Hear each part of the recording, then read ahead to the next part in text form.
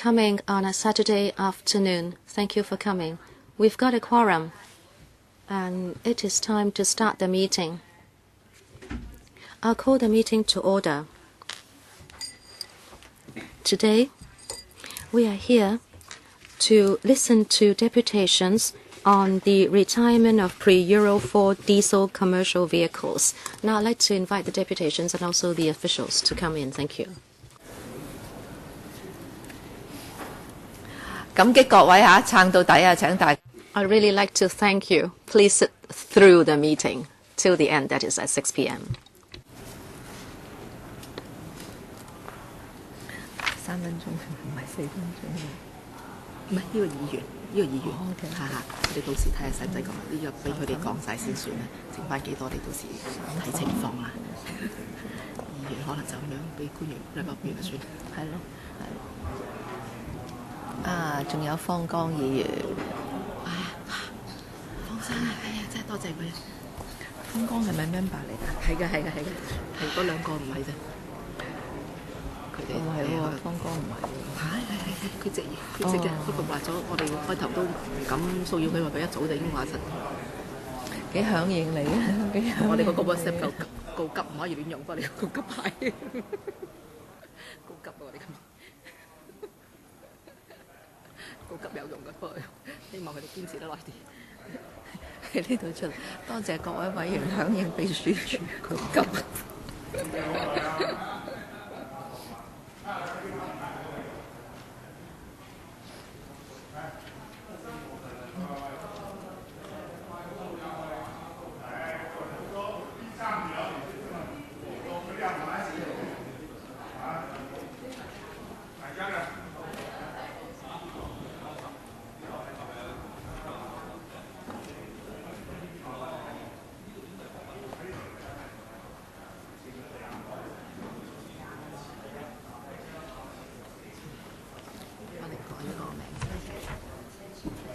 睇到㗎啦，中印幣。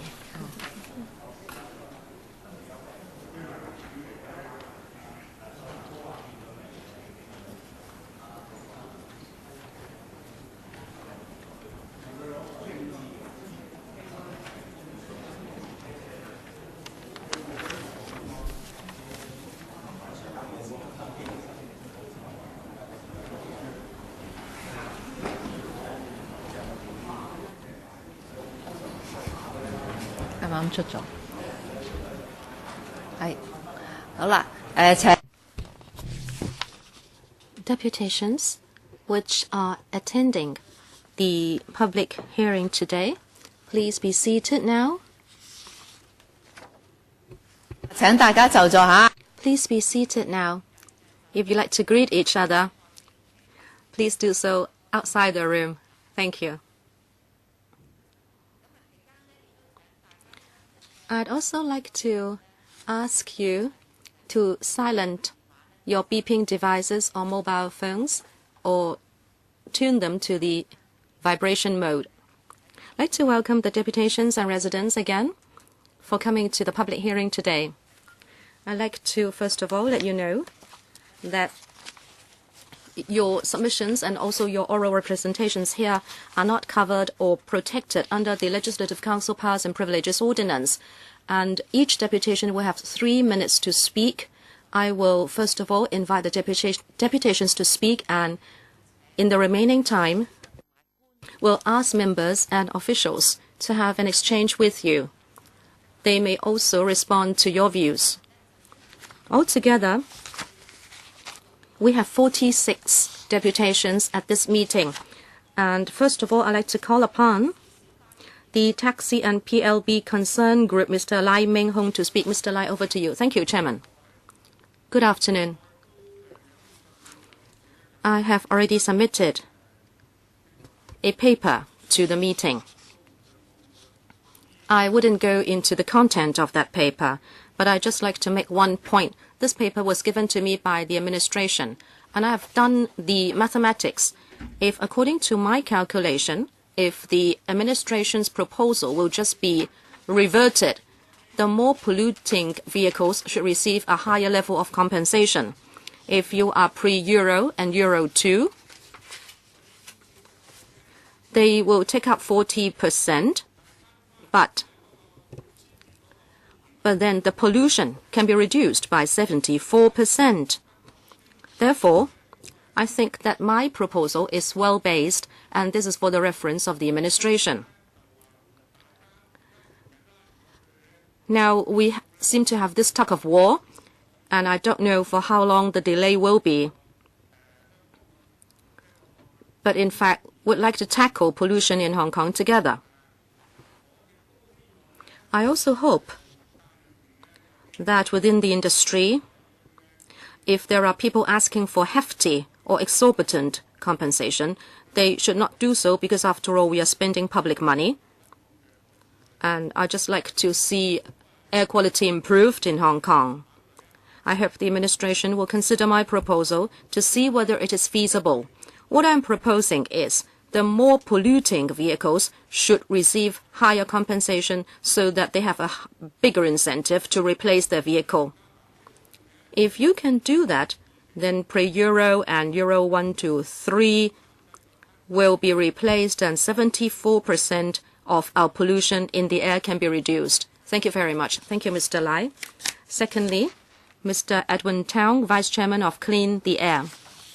Thank you. I am Edwin Tong, Vice Chairman of Clear the Air. Basically, we support the administration's effort in helping vehicles change to cleaner models.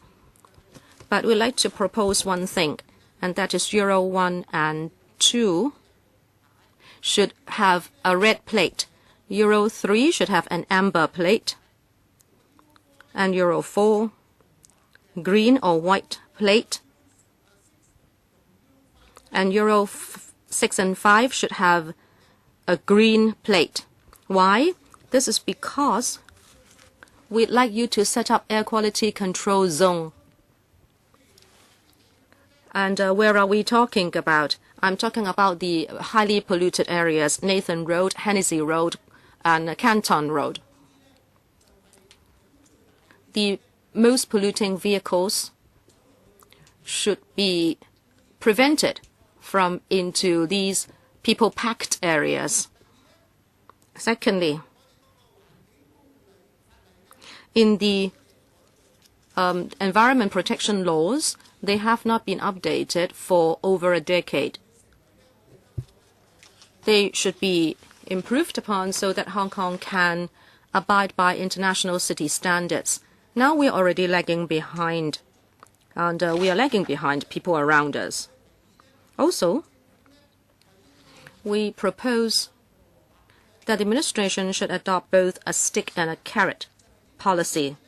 First of all, by way of control, if there are vehicles, private vehicles which are over 10 years old, they should be subject to examination every year, and the polluting vehicles should be subject to examination every 6 months.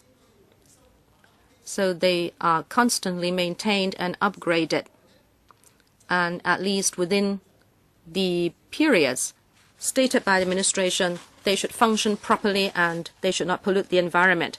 And then the carrot. Are we talking about money in this system? No, we should look at health instead. So let us not focus on money, but health. And what we're proposing is that there should be more incentives or awards to car owners, so they have this impetus to move ahead. And I'm talking about exempting the registration fees. And also there should be interest-free loans. You know, interests are really very low nowadays, and you should use the money to help car owners improve their cars so we have better health throughout Hong Kong. Thank you. Thank you, Mr. Town. Mr. Jackie Lim, number 3. Thank you, Chairman. I have submitted 5 pages, excluding the cover page. I hope the officials would really spend some time on reading my paper. On the 17th of January 2012, remember there was a meeting, and you must remember what was discussed at the meeting. And I'm really talking about Mr. Mok Wai Chin, the Assistant Director of EPD. Now, I think there is one point that no one throughout the entire sector would object to, and that is we want to do something about vehicle exhaust. Now, in my submission, I have concentrated on a few main points. Number one, in this meeting, we are talking about the policy address 138. That's para 138. That is, a converter should be retrofitted on buses. This is something like a catalytic converter. Why this cannot be extended to other types of vehicles? Number two, actually trucks have a much simpler system than buses. Don't tell me that you cannot retrofit such catalytic converters to trucks. Well, yes, maybe this is not possible on certain vehicles, but in 2011, the Stagecoach Bus Company in Scotland spent £500,000 to replace the entire engine of just 50 buses. And then the cost is just 10% of a new bus. And this is well based. On the 21st of January in the Hong Kong Economic Times, Mr. Wee wrote a paper that put forward a similar viewpoint. Now, I think there is something that is hugely important, and that is we are talking about air pollution, but there is something that I have also to mention. It just so happens the Mainland Commerce Ministry on 14th of March had published this document, and 15 years for trucks, 13 years for taxis. So is this part of the integration between mainland and Hong Kong? I have 4 points. First, policy address, paragraph 138, the uric acid drum had to be implemented across the board. The second, Transport Department and EMSD, sales agents, vehicle agents, on the technical aspects, they should conduct exchanges. And third, they should study whether they should amend the legislation. And lastly, in the inspection centers, there should be NOx detection facilities. I need to remind you, 3 minutes is 3 minutes. So we need to alert the technicians. After 3 minutes, we'll have to switch off the mic. I need to remind you, when other people speak, if they speak loudly and allow them to overrun, it's not fair. Even when the bell rung, you didn't hear it. The fourth speaker, Mr. Stanley Chan. Thank you, Chairman. The Environmental Bureau proposal is disappointing because previously they had consulted us, and basically the logistics industry opposes this. We are against this incentive program to upgrade vehicles. We had said a few years ago, this is you are subsidizing vehicle suppliers. I have facts that support my argument. I had previously provided figures. In the last few years, retail prices of vehicles, it had increased by 35%. We strongly put forward one proposal, and I had submitted that to the Environmental Affairs panel. That is, we should deregister old vehicles the Environment Bureau, what is your objective? You want the old vehicles off the road. Well, then they should not be able to register, and compensation should be given directly to the affected vehicle owner. They should not be purchasing a new vehicle while they deregister old vehicle and also apply for a subsidy at the same time. In the past, you are just benefiting the suppliers. I would urge the Environment Bureau to disclose how many new vehicles were resold after they received the subsidy. I can tell you a lot. This is a very good example. The Environment Bureau have intervened with the free market. You are affecting the industry. You have taken an initiative. You tell us when to purchase. You have to give us a deadline for purchasing a new vehicle, and the suppliers will jack up the prices. So the Environmental Bureau should do its job under the existing legislation. You're trying to scrap them through administrative means, and that is not fair. You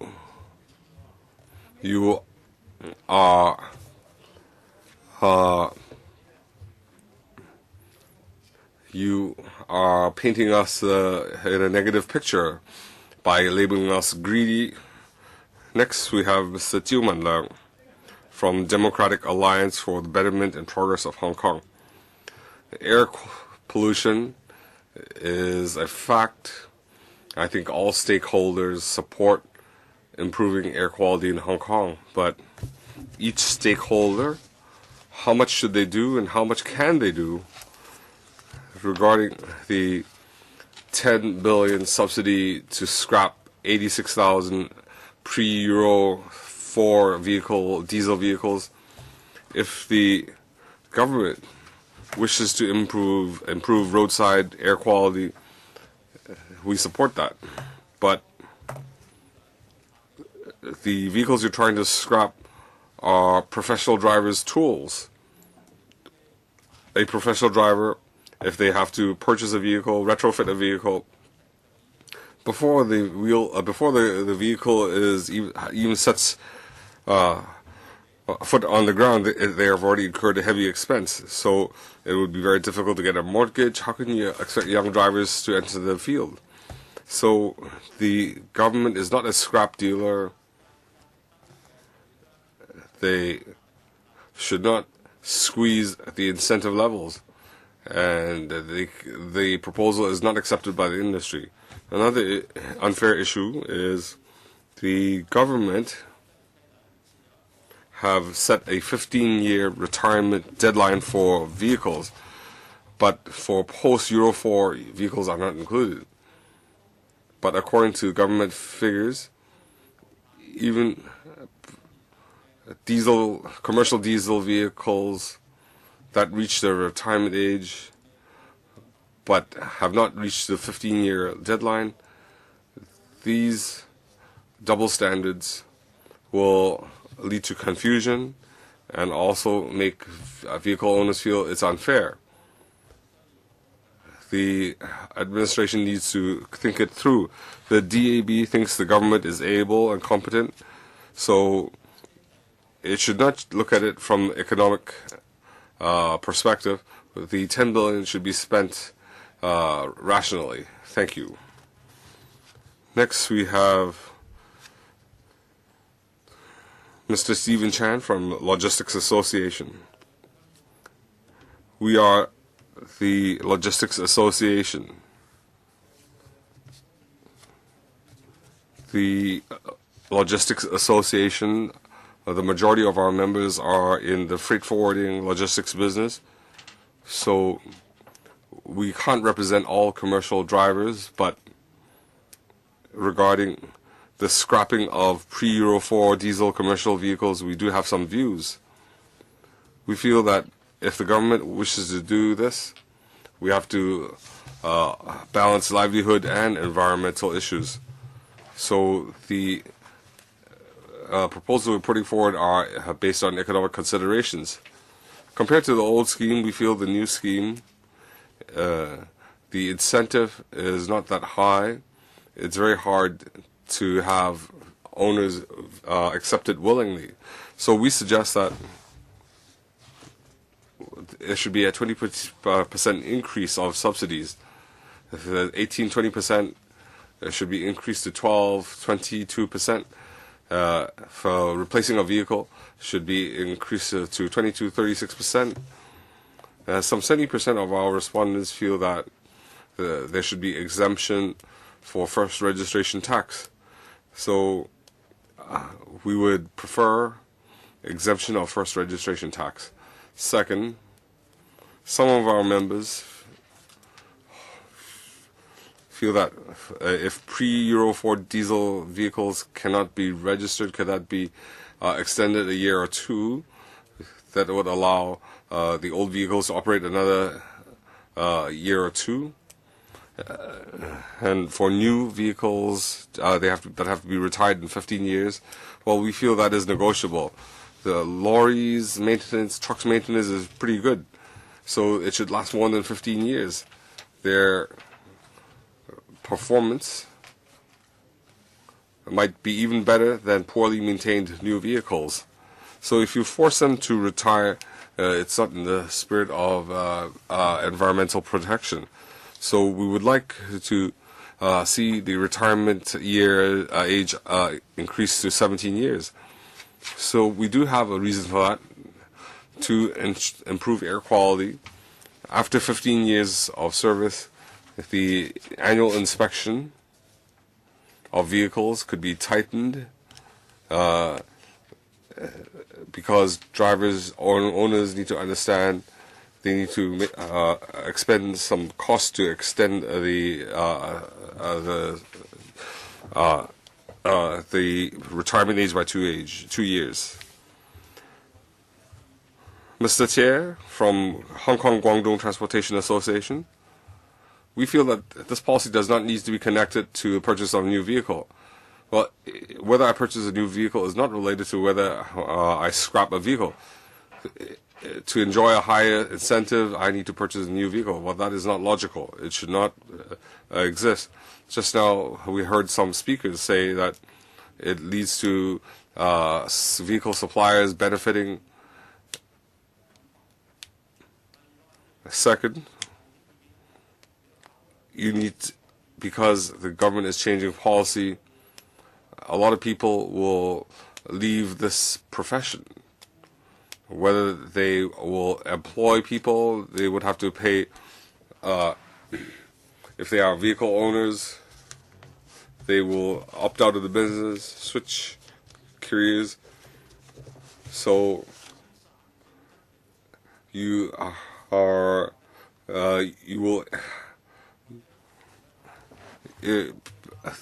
people will have to incur higher costs because of this policy change, because people are opting out of this industry. So they will be given compensation. That would be the only reason for people to scrap their old vehicles. We're talking about 80,000 households, more than 100,000 people. You cannot create you shouldn't create social unrest through your policies. We're also going to occupy Central. It's very easy to convene 500 vehicles to occupy Central. Why do we have to pay so much tax? Some vehicles pay less tax. You need to consider that as well. Some vehicles need to be scrapped. For example, tour bus coaches. Nobody wants them after it's been used for a few years. So you need to consider these factors. You cannot have a one-size-fits-all approach. I think it's your proposals are not logical. It's counterintuitive. There should be compensation. One-off compensation, you have to be careful. This would cause social unrest. Thank you. Next, we have Friends of the Earth, Ms. Mei Ling Chan.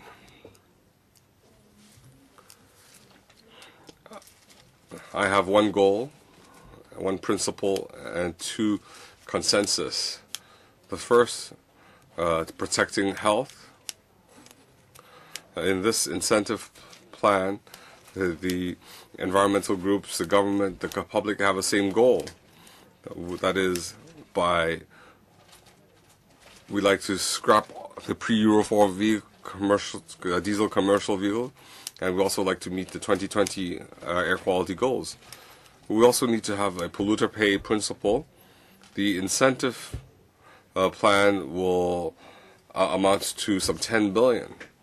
It's in line with polluter pay, but we should not have an incentive to diesel commercial vehicles forever. On the other hand, the administration must also make sure that the policy will yield the best results and consensus. We hope that, actually the public would very much like the administration to spend 10 billion, but should it be more? This is from the pocket of the public, and we need to spend the money well. And number 4, the consensus. We should include Euro 3 diesel vehicles. In the long term, they should also be replaced. Thank you. Next, Hong Kong Container Drayage Services Association Limited, Mr. Clarence Wong, Chairman. Thank you, Chairman.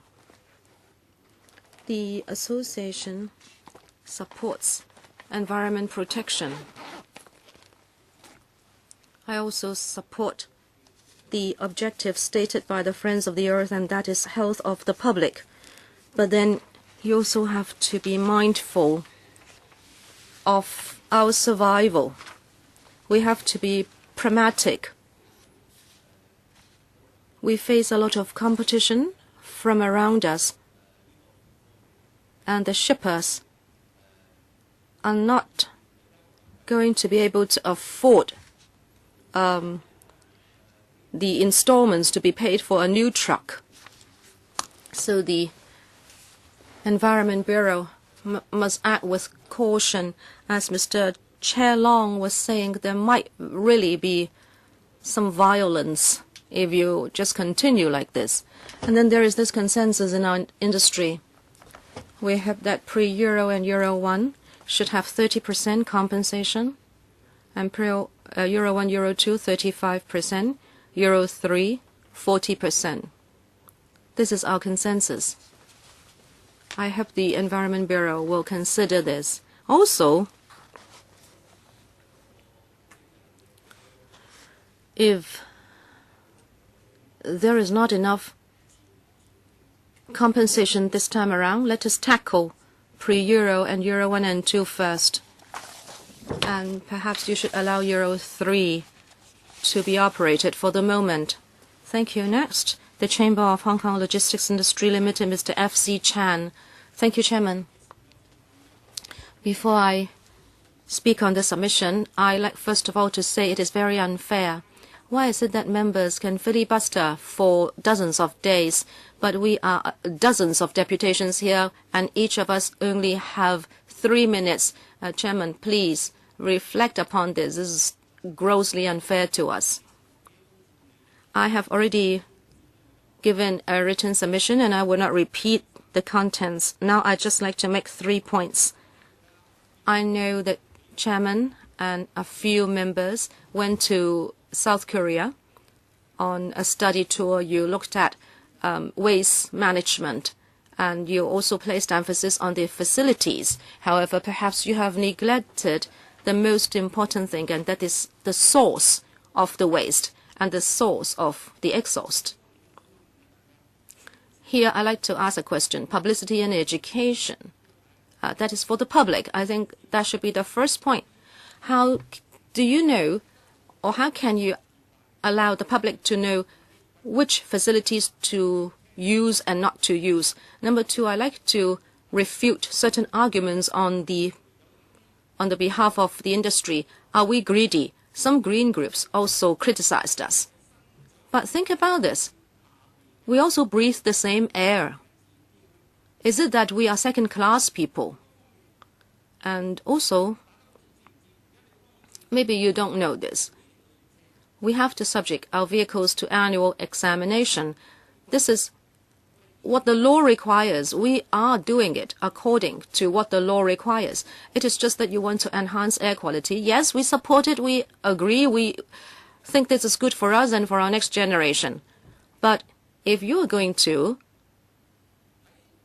do something about our tools of trade, if we can't even afford our tools of trade, well, maybe you don't know this. In 1994, since the Yantian container port started, our shipment costs went up all the time. At the peak, drivers were getting 40,000 to 50,000, and now they only get 10,000 to 20,000. And each truck at that time could turn in over $100,000. There shouldn't be this draconian a line drawn, which is 15 years. Next, our bus terminal, Mr. Leslie Chan. Thank you, Chairman. I'd like to turn to the paper. It is that said that by 2019, Euro 3 vehicles should be totally phased out and that they would not be renewed. But the youngest vehicle, so to speak, would just be 13, 14 years old. A commercial vehicle, if it is Japanese or European model, can at least be used for 20 years if it is put to normal use. If you want to scrap those vehicles, that would mean that there would be more dumping at the Campton vehicle scrapping yard. You know, a lot of pollutants would be released and the underground water can be polluted if you scrap vehicles. And talking about phasing out commercial vehicles, this is not said the first time. Ms. Audrey Yu actually said that Euro 2 buses should also be phased out and they would be on the road just for 10 years. How can this be? And the bus companies are saying that they cannot turn out new buses in that little time. You are mandating that buses and trucks be replaced. But what if they are maintained well? Is it such a big problem for them to run on the road? Also, some cars should not be casually scrapped. Just look at this picture here. City Bus has one or two such vintage buses. This one belongs to the 60s. It is a bus design of the 60s. But every year it passes the examination, it is renewed, and if you mandate that no such buses can run on the road, and even if they pass the examination but then you do not renew their licenses, are you going to take away such beautiful vintage buses from our roads?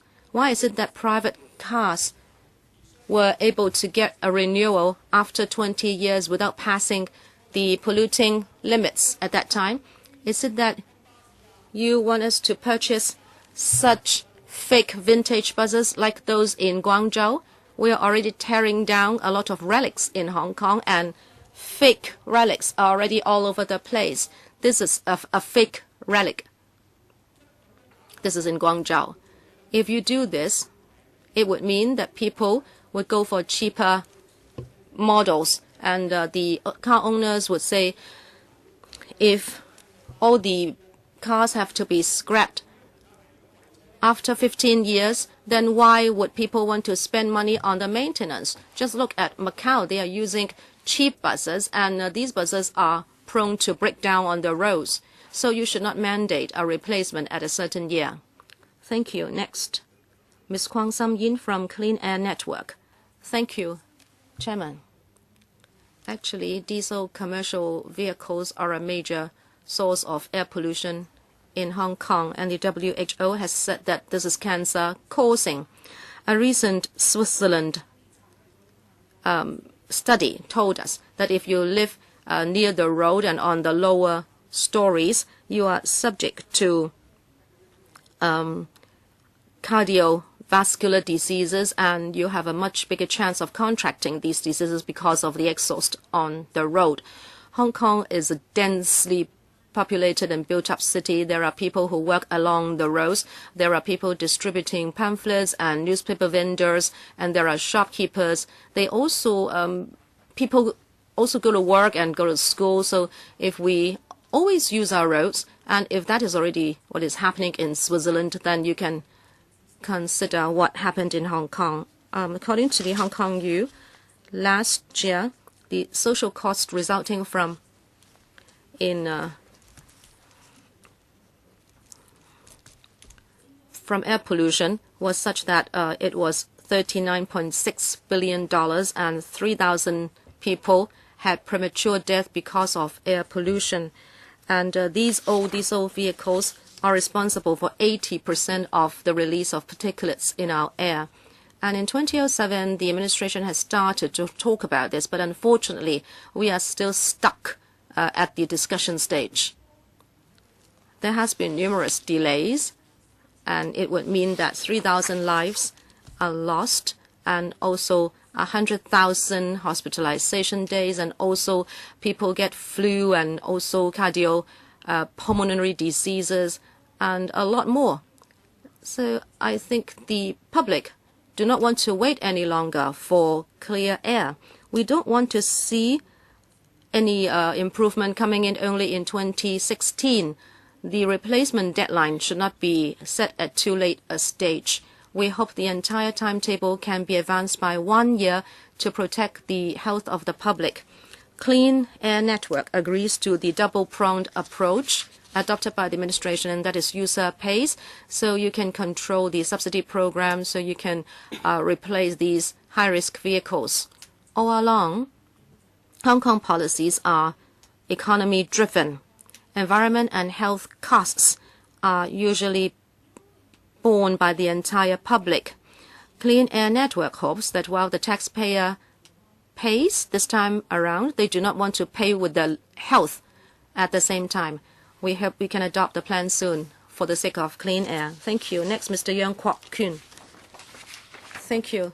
Just now, it was said that the 15-year deadline may be for the sake of the Chinese communist manufacturer and suppliers. I hope this is not right, but it's called CITIC. And of course, it is a directly owned enterprise by the CCP. And also, the underground railway of the mainland actually was so problematic when it was tested. And in fact, there was an accident recently, and people are rightly worried. Now you're only trying to tackle vehicle exhaust. The EPD has already said that the retrofitting of a catalytic converter can help. In the UK, it is said that by replacing the engine, you can tackle the problem. So why are you talking about scrapping of vehicles? It's just like your meter room or your air conditioning have aged, and yet you don't maintain it or you replace it, but you blow up the entire house and you buy a new house. Are you crazy? And the transport industry is already having a hard time. Whether you subsidize 18% or 30%, car owners have to fork out the rest. If car owners cannot afford it, what would happen? Does it mean they want to fold up? You want them to fold up their business and be on CSSA?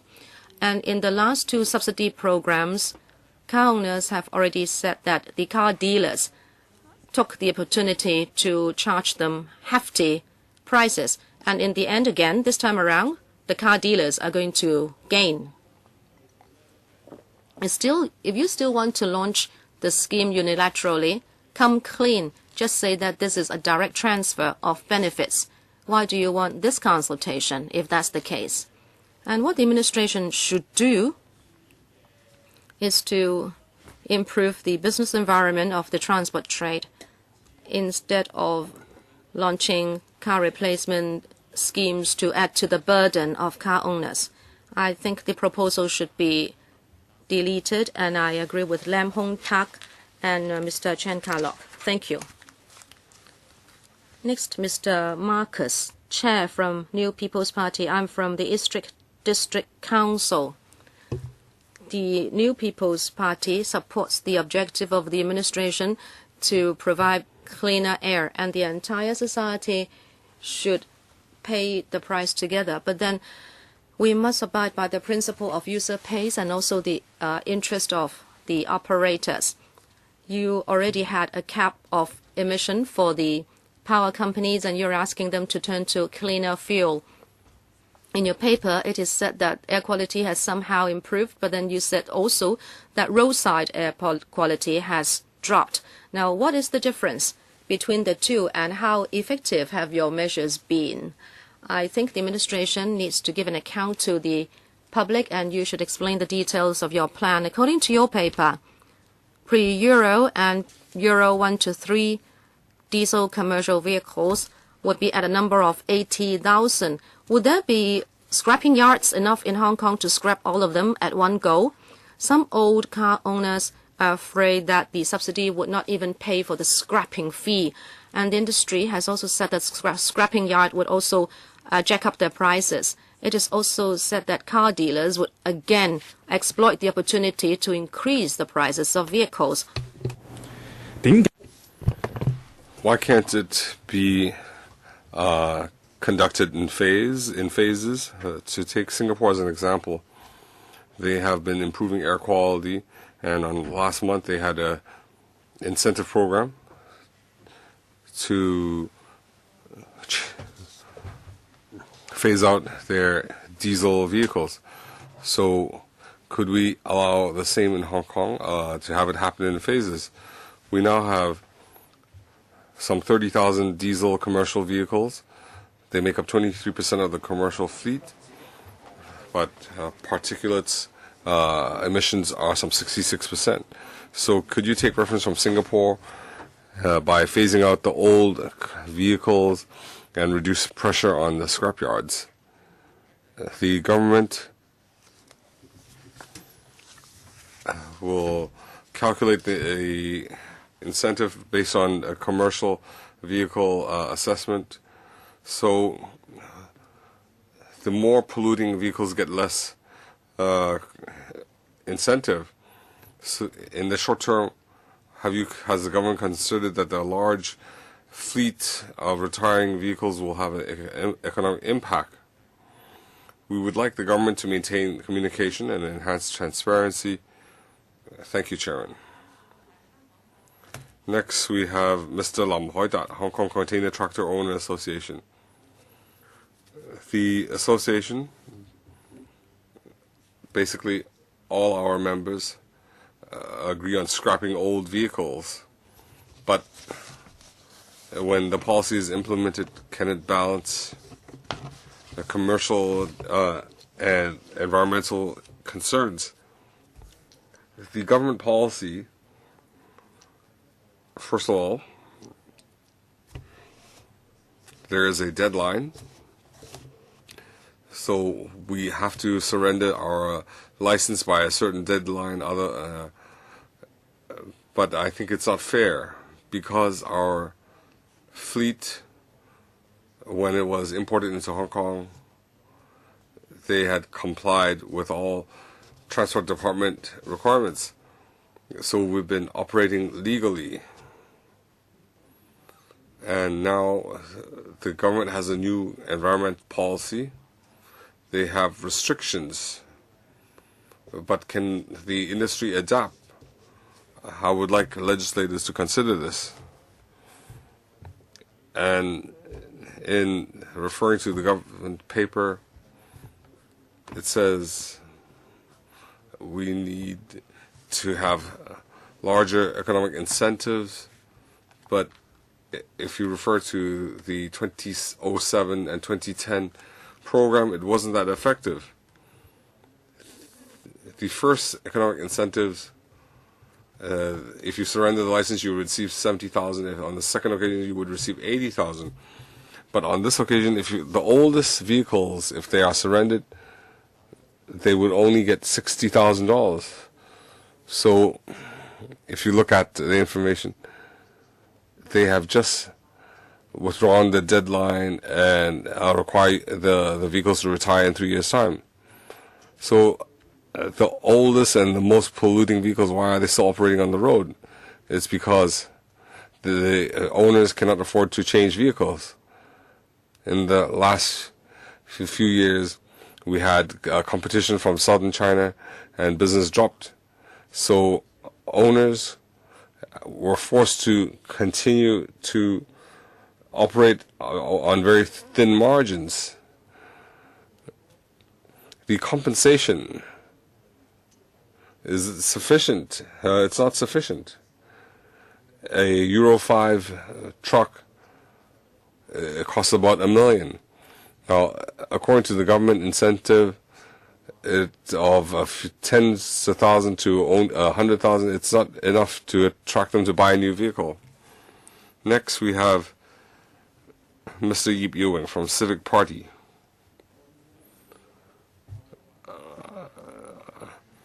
I am district developer of Civic Party. We have always valued sustainable development. The 10 billion subsidy and a legal retirement age to retire pre-Euro 4 diesel commercial vehicles, these economic incentives, we welcome these incentives because commercial diesel vehicles, their particulate emissions can make up some 90%. It directly affects our health.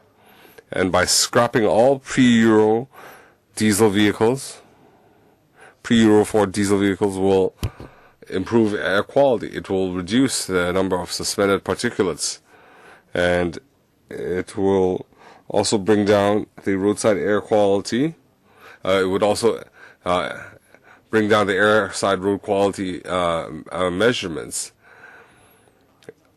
But regarding this policy, the Civic Party also has some concerns. First, according to the current incentive plan, the older vehicles get less incentive. From the polluter pay principle, it might be in compliance with principle, but from enhancing air quality, the older diesel vehicles, their greenhouse gas emissions are larger, and they have a larger impact on air quality. So we have heard views that owners of older vehicles should get a larger incentive, a larger subsidy but that might not be in line with value for money in spending public money.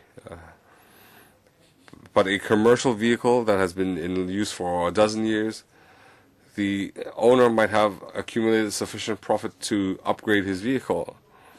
So all owners should purchase new vehicles within a certain time frame. The Civic Party feels that the government should also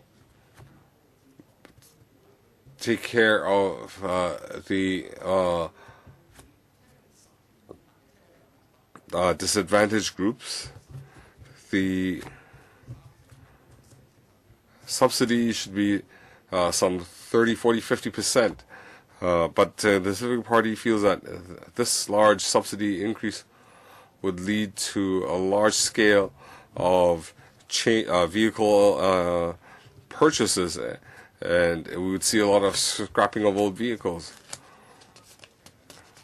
We've also heard views that Mr. Yip, thank you. Next we have Kowloon District Tourist Passenger Omnibus Operators Association. Our association, we feel 30% subsidy is low because to purchase a new bus costs between 1.5 million to 1.8 million.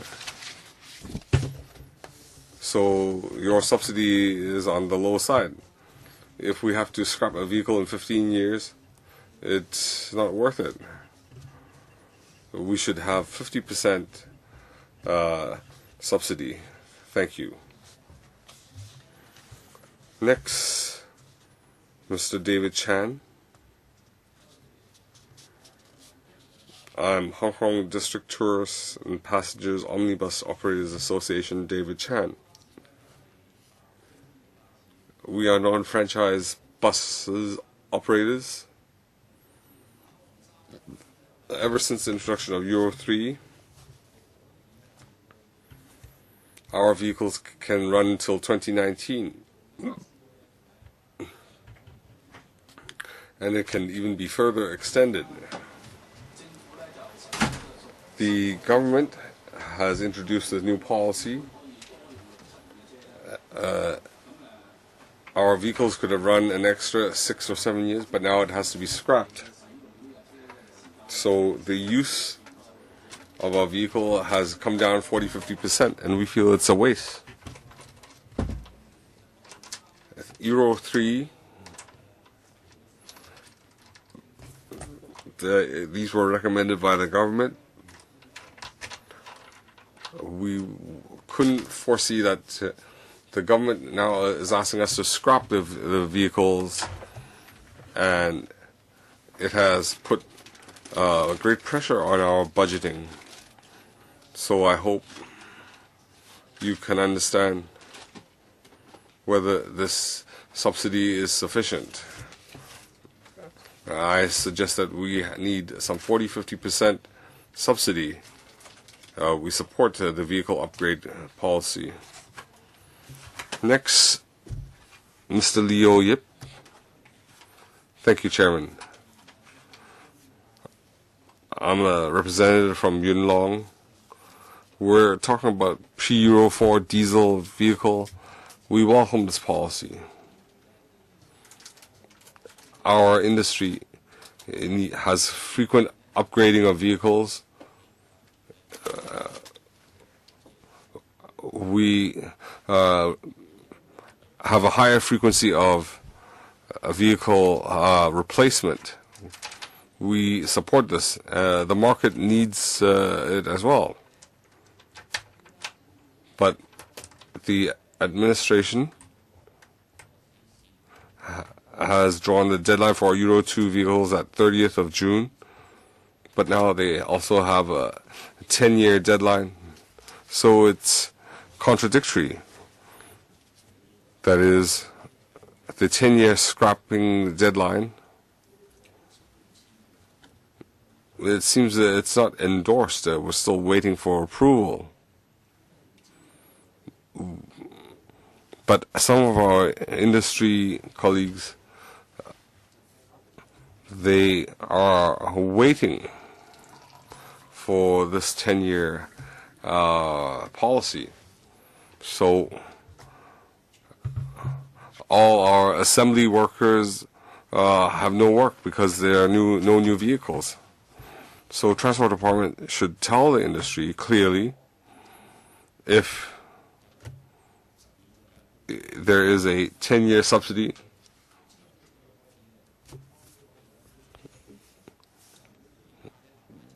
you shouldn't allow the vehicles to just pile up. And I hope you can respond. Thank you, Chairman. Next, we have Mr. Chris Mann. Chairman, the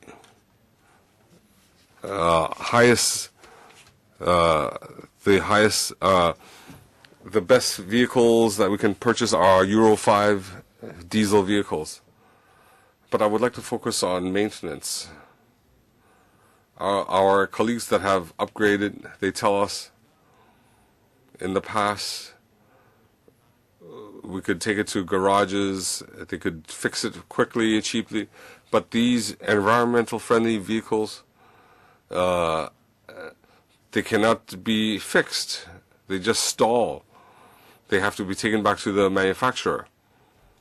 But we find that the manufacturer cannot cope with the number of maintenance requests. So I'd like the government to see what they can do to help the industry. Otherwise, when the policy is implemented, when we upgrade these vehicles and when they stall, they'll just pile up on the roads. And because of this issue, our members have said that even if we can get the 30% subsidy, they have no incentive to apply for it because they don't have problems with their vehicles.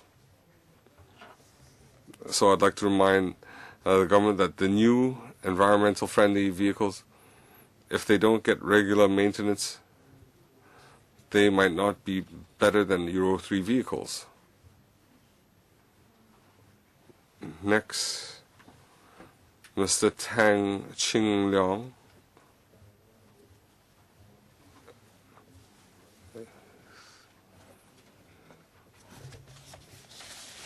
Ms. Christine Low, Mr. Mok Wai Chun, and Mr. Ho Ga-man. I'm speaking on behalf of the Truck Merchants Association. We only have three areas where we have consensus.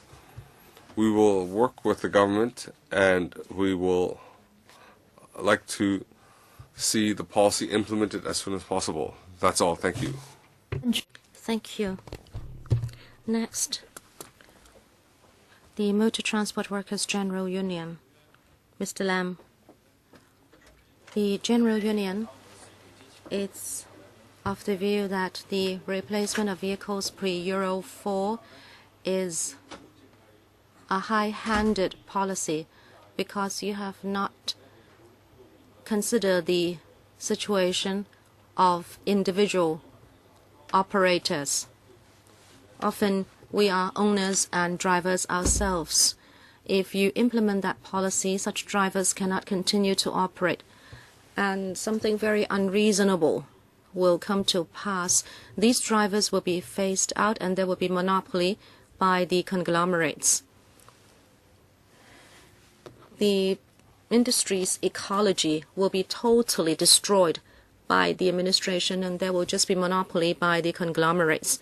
Drivers will not have a livelihood, and there will be an increase in the overall operating cost. Secondly, before you want to implement that policy,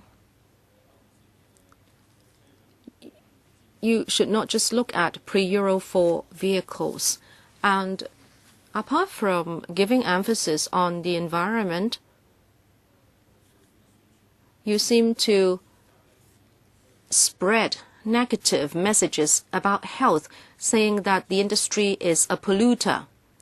And then you continue to say that the pre-Euro 4 emission is carcinogenic. But as a matter of fact, our drivers have been driving for decades, and yet they have got no problems.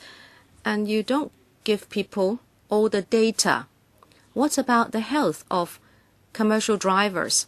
What is their cancer getting rate? We think your points cannot be established. But it seems the administration loves to conduct negative publicity to scare the public so as to deal a blow to the operation of the industry.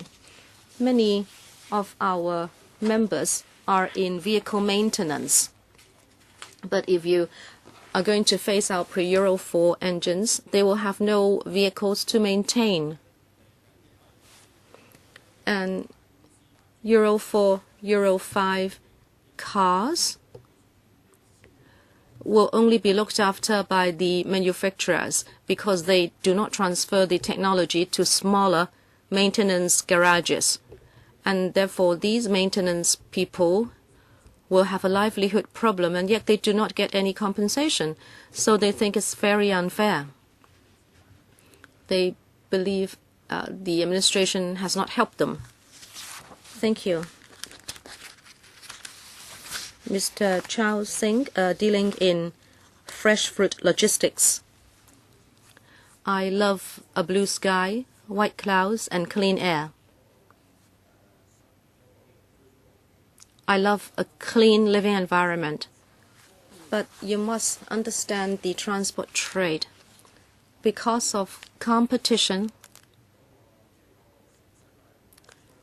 and because of the high costs, we already have a survival problem. As Mr. Ip was saying from the Civic Party, why is it that we have used a car for so long and yet we do not have any savings to buy a new car? I have been in the trade for 40 years. If you are talking about a container truck, the trailer itself will cost you $600,000. But if it has run for 8–10 years, the cost will just be half. It is because we cannot afford a new car. Also, when I hire a driver, I must also consider his health and also the age of the vehicle. It's easy to say it's always good to buy a new vehicle, but who can afford one? You are talking about scrapping all old diesel vehicles. You seem to think that the subsidy is a big favor, but I can tell you that we already have a very difficult time. I hope you can strike a balance among the survival of the trade and clean air for the people, so you can implement your policy smoothly. Thank you. Ms. Yu Yok King from Fresh Fruit Transportation Industry. We are all self-employed individual operators. Our vehicles are also very old. They are Euro 1, Euro 2, or there are some which are pre-Euro. If you do this, I can honestly tell you, as the Democratic Party said, we have operated these cars for so long, we should have money enough to buy a new one. But you must understand, we are just on our own. I mean, we are individual car operators. And you must remember, in the past 10-odd years, we have not increased any transportation fees for our clients. But you look at the fuel price, it has gone up all the time. We also want to buy a new vehicle. In fact, there may be a safety problem when we drive old vehicles. And also, commercial drivers in our trade all start to work at midnight. I don't think we pollute the environment. And then by 9 a.m., we are off duty. Our vehicles are not on the roads when other cars are. So why are we polluting the environment? You say it is trucks that push up the roadside pollution index. But you must understand, we do not operate during the day. We work overnight and we go off the road at 9 a.m. We just don't run on the roads during the day. So why are we polluting the environment? But if you ask us to buy a new car now, it will cost us 500,000 to 600,000 while we are 50 or 60 years old. The mortgage will not be accepted by the banks. That's all from me. Thank you. Thank you. Next, Ms. Chong from the Articulated Vehicles Association. I just like to say this. I have 3 aspirations. Cut the deadline. There should just be one across-the-board subsidy, and also we should enhance the subsidy. I want to retire, but I am still useful to my association. If you say you want to protect the environment, well, by scrapping the car, you're not helping the environment. I have been at the roadside for 36 years. Look at me. I can speak with a big voice. I am plump and I have a red face. Look at me. I have a good stature. Ask the girl from Friends of the Earth to stand up. I'm not being discriminating. You say diesel is bad for human health. Ask that girl to ask people to do more exercise, to involve in sports and lead a happy life. We have a difficult time operating our trade. We work from 3 to 10. We sweat all over. Miss Ho, you saw me. I was not in this shirt. I had to go back within 1 hour to change into another shirt to come here. I actually got up at 3 a.m. this morning. My car is 23 years old, but it's still running, and it can pass the examination test. Why? Because I maintain it well. The engine is still very functional, and my truck is still running. If you want me to scrap the truck, I will just put forward 3 aspirations. Delete the deadline, have just one across the board subsidy level, and also enhance the subsidy level.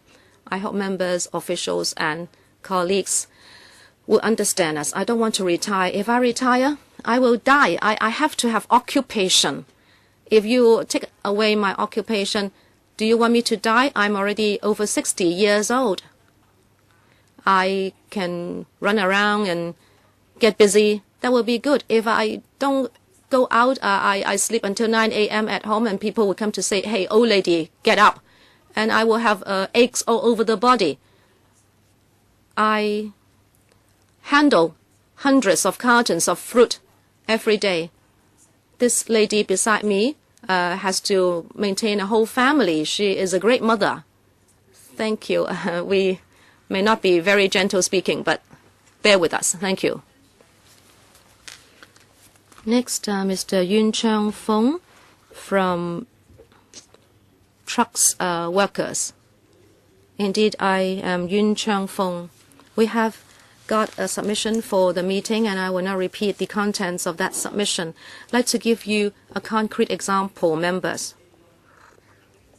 There is this dump truck driver A who heard that it was a good life, so he asked the car dealer to buy a truck. So he got this truck that was Euro 1, that was manufactured in 1997, and he wanted to lend some money from the bank, and it was assessed to be 470,000. The first installment was 70,000, and then the interest for 3 years would be 60,000. In other words, the car would cost 460,000, and that has to be paid for 3 years.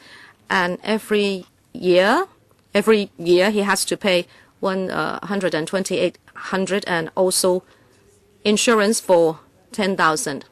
And in this trade, there is this habit. He can only get his first month's pay after having worked for 3 months.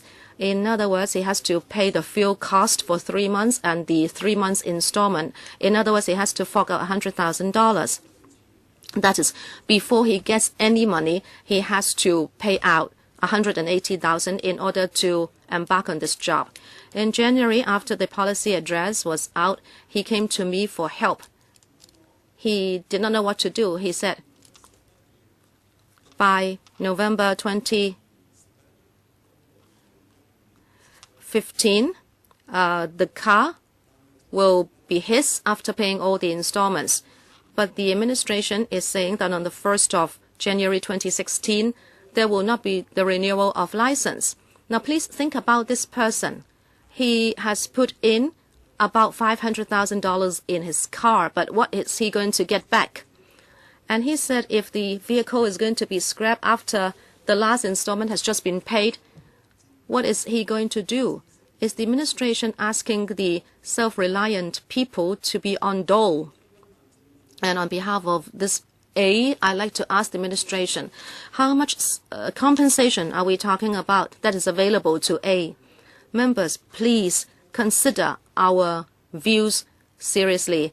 First of all, delete the deadline for renewal of license. Thank you. You have 20 seconds more. As was said just now, the maintenance trade will also face a lot of problem. The large manufacturer has already monopolized technology for maintaining Euro 4, Euro 5 vehicles. They are not going to transfer it to anyone, and there are too many individual operators. Thank you, Mr. Leung Kong, for school buses drivers. Thank you. I represent school bus owners. We don't occupy road space a lot. We use the road for very short durations, and we are also of a small number. We hope that you can allow us to use our vehicles for a longer time. We are all very old, and also our vehicles are old. They are older than 20 years. I hope the administration will give us more subsidy, so these self-employed car owners can maintain our trade to serve schools and students, or else we'll just have to wind up. Thank you. Hong Kong Scheduled GMB Licensee Association, Mr. Wang Yufeng. Thank you, Chairman. The administration is proposing to replace old diesel vehicles. We support that in principle, but we'd like you to understand the two main problems faced by the P.L.B. trade. First, in 2008, one operator introduced over 30 Euro 4 diesel P.L.Bs, but then they do not perform well. Their parts and accessories always break down, and they very often just break down on the road, and they just stop there. And it affects our income. It also affects the bus schedule. Euro 4 P.L.Bs are not suited for operation in Hong Kong. And secondly, there are not enough GMBs to choose from. Right now we have Euro 5 LPG and also diesel GMBs. But then Euro 5 GMBs are just as bad as Euro 4 GMBs. There are insufficient gas stations, and they are very remote. It affects the bus frequency. So we would rather use Euro 2, 3 vehicles rather than invest and purchase new vehicles. So the government needs to learn from the lessons of introducing Euro 4 vehicles.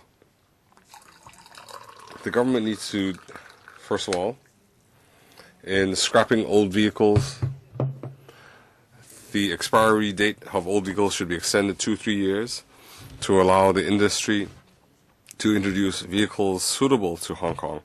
Second, we urge the government to meet with the minibus industry to understand the difficulties we face in upgrading vehicles. Mr. Alex Kwong, I am from Hong Kong Automotive Body Manufacturer Association. In the past, we had discussions on this issue, and we have summarized some views. First, according to the Environment Bureau, all Euro 2 and pre-Euro vehicles, they want them to be scrapped by 2016. These vehicles amount to some 20,000 vehicles. So in 2 years' time, if you want to scrap them, then on average 5,000 vehicles a year have to be scrapped. But our manufacturing capacity is about 4,000 per year. So in the coming 2 years, we'll see a doubling of demand. So what are we facing? A space. If each manufacturer, the floor area is about 20,000 feet, then given these conditions, to manufacture to meet this demand, it's impossible.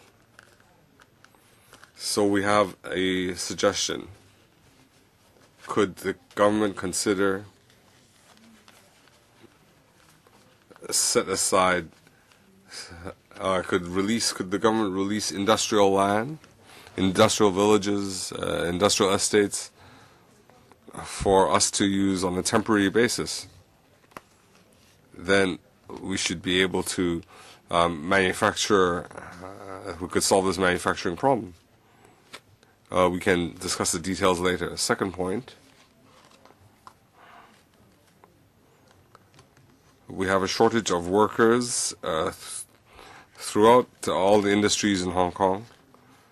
So if we have to meet this extra demand, an extra 5,000, then we need to we need to either change our manufacturing or have a redeployment of manpower. So if you want to scrap the 20,000 vehicles in 2 years' time, it's difficult. So we hope we would like to see the time extended. Mr. Chen Dik Yu.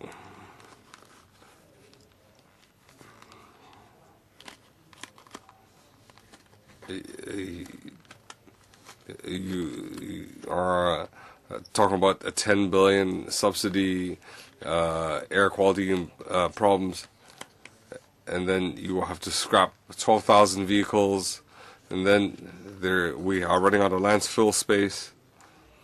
So if the whole fleet was replaced, they will be scrapped in scrap yards, and then a lot of scrap metal cannot be recycled. It becomes trash. The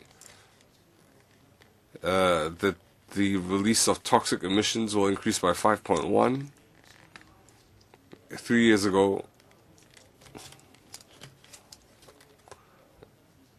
85% of the bus fleet are Euro 1 to 4. So if you replace all the minibuses and trucks and commercial vehicles,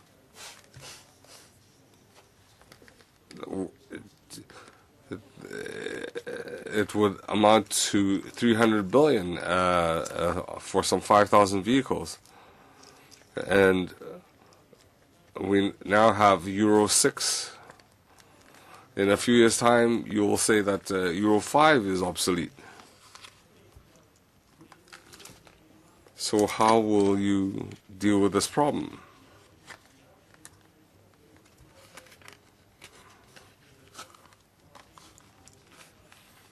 In our busy districts, we have 450,000 vehicles. The vehicles stop, they park in busy streets, and it leads to traffic congestion. And when there's congestion, we'll have air pollution.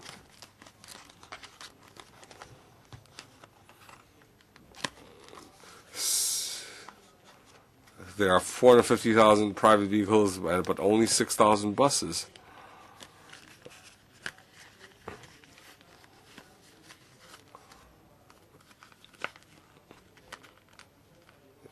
If we have 120,000 vehicles, it will consume all our landfill space. You have to solve it at the source. So I hope you can think it through thoroughly. Next, Mr. Matthew Wong. The China-Hong Kong-Macau Boundary Crossing Bus Association wishes the subsidy could be increased to 40% because Euro 4, Euro 5 vehicles maintenance costs are higher than Euro 3, at least by 50%.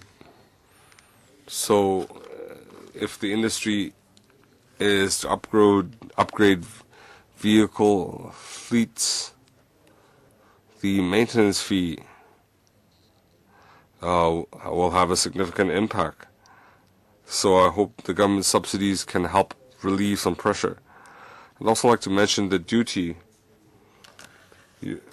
You're saying buses cost 1.09 million, but the cross boundary bus costs 1.5, 1.6 million, and the duty should be reviewed. And the deadline is 30th of June. We're still talking about the new subsidy program. We don't know when it will be implemented. But if it's, then the industry will wait before they will upgrade their fleets. That is not in our interest. So we would like to see a new policy as soon as possible.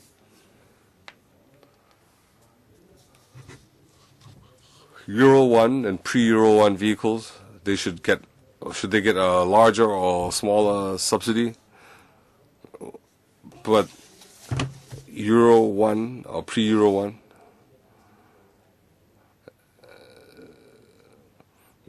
for Euro 2, the expiry date is this June 30th. A few years ago, we started to replace the fleet to Euro 4, Euro 5. We support the government, but we are penalized. Just now, the minibus operator has said Euro 4 vehicles have frequent malfunctions. Same for Euro 5. We support upgrading to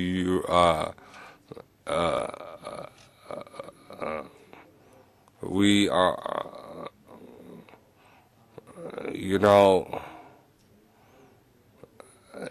Euro 2 can get a subsidy.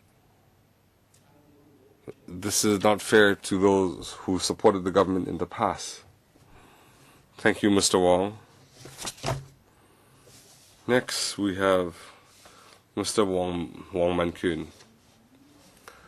We do not agree with having Euro 3 being part of the scrapped fleet. The licenses will not be renewed after 2019, so commercial vehicles can only operate for 15 years. So regardless of performance, they have to be scrapped. This is a waste. Now, even though the Euro Environment Bureau says Euro 3 pollutes more than Euro 4 by 1.4 times, but Euro 1 and pre-Euro 1 emissions make up some 50% of emissions. So is it really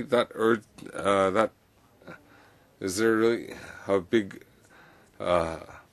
urgency to replace these vehicles? A commercial vehicle, if it's going to be scrapped in 15 years, who would want to purchase these vehicles? It's already hard to make ends meet. How can they purchase a new vehicle? We also disagree with Wong Gum-sing's polluter pay principle.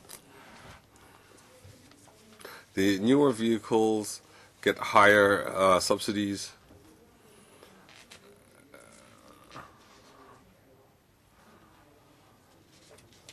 It highlights that the previous subsidy policy had a lukewarm response, and therefore you are increasing the subsidies on this occasion.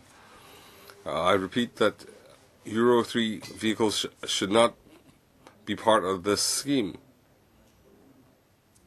The government should draft reasonable policies. The owners should not bear the brunt of costs. Scrapping diesel vehicles is a trend.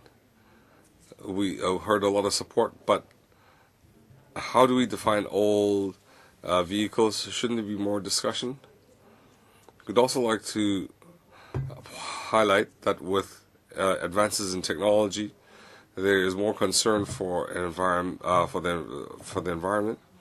But if government policies ignore the difficulties of the industry, then we're not concerned about the deadline of 2016, 17, 2019.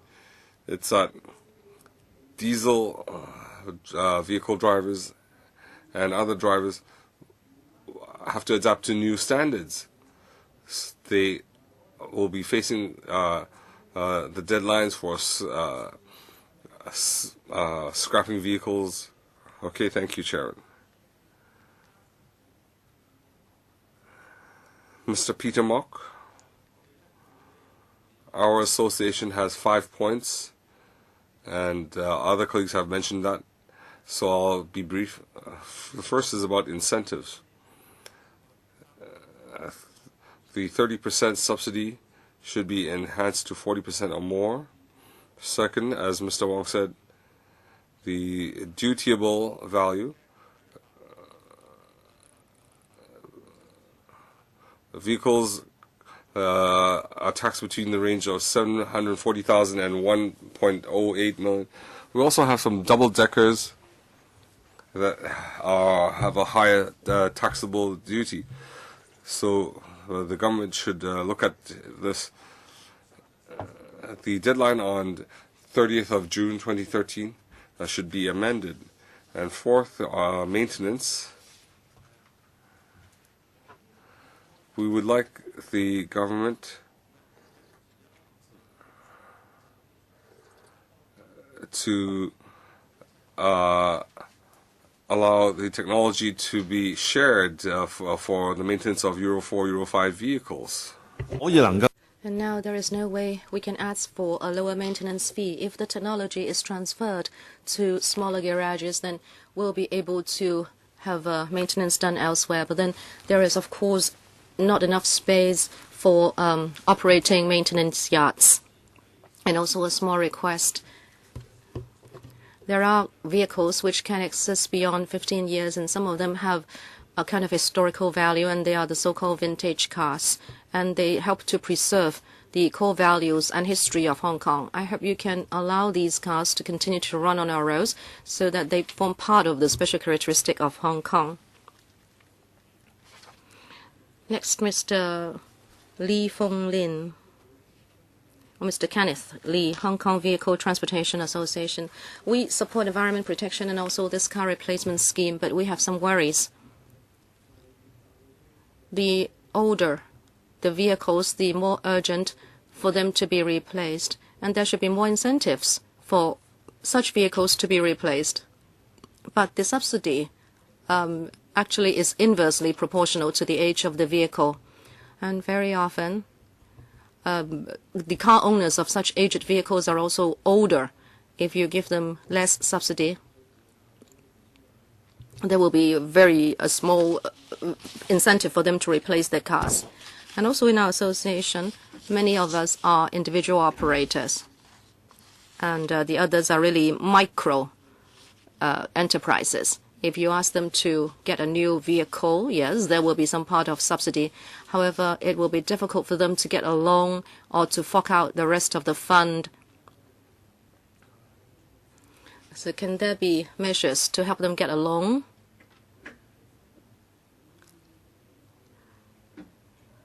I hope you will implement such measures. And if the car owners are really too old, so they prefer not to continue with vehicle driving, however, they are still below the age of 60, could you tell them what they can do? Can you help them change trade? They have been driving a vehicle all these years, and they might not have been highly educated, and they don't know what trade to turn to. Can you refer them to some organizations which can help them? This is very important. Also, our industry is quite worried that if all the cars become new cars, maintenance will be expensive. If it is a new car, you have to go back to the car dealer or manufacturer. If that is done, we need to make a booking, and if somehow the vehicle just breaks down, then we might have to hire another vehicle for 1 or 2 days. Or if that's not possible, we might have to stop working for a few days, and that has an impact on our livelihood. And also, there will be a blow done to the second-hand car market. In the past, we might want to sell off an old vehicle in order to buy a new one, but then the second-hand car dealers would not like to take these vehicles which are 15 years old because nobody would be buying them since they cannot get a license. Thank you, Mr. Lee. Ms. Cheng from the Democratic Concern Network.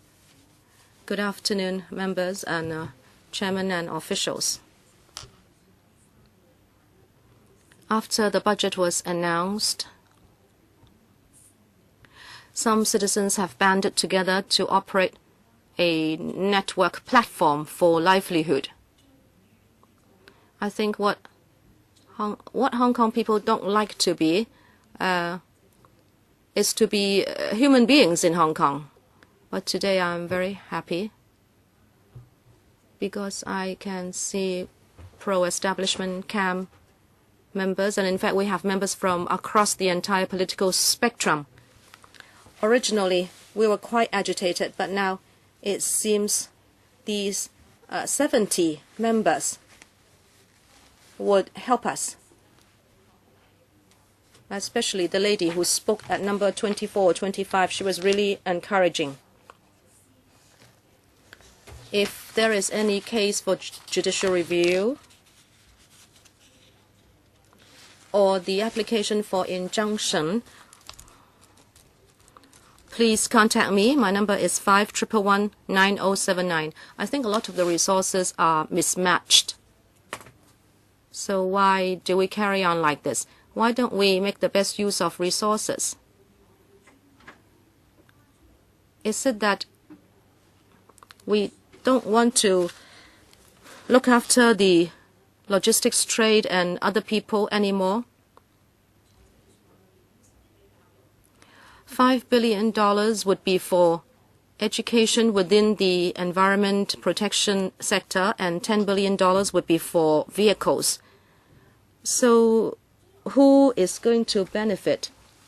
We believe the entire plan is wrought with flaws. I hope you can show some concern to people. Today I represent the MacLehose Center. Many people have contributed to the trade, and many drivers have driven vehicles for so long that the spine suffer a lot. If you want to visit them, just contact me. I don't always see smiling faces in society, but can our society turn for the better? Next, Mr. Harry Young. Good afternoon. I'm just an average citizen, and let me tell you my views. Look at Guangzhou. What does the municipal government say there? They say it is because of high sulfur content diesel. It is because the PM 2.5 concentration is high. Just now, the transportation trade representatives said that whether they buy Euro 3, Euro 4, Euro 5 vehicles, it is a waste for them to continuously replace their vehicles. Buying a vehicle is not just like buying a fruit. You have to be mindful about safety, emission control, engine safety. And also somebody said that a diesel vehicle is good for 20 to 25 years. But if you don't use the vehicle, if you don't tune it up, if you don't take it for maintenance, well, in overseas countries, you have to tune up your car for every 100,000 kilometers run.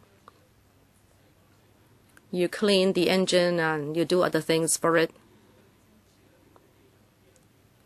The PM 2.5 content in the fuel will be much lowered.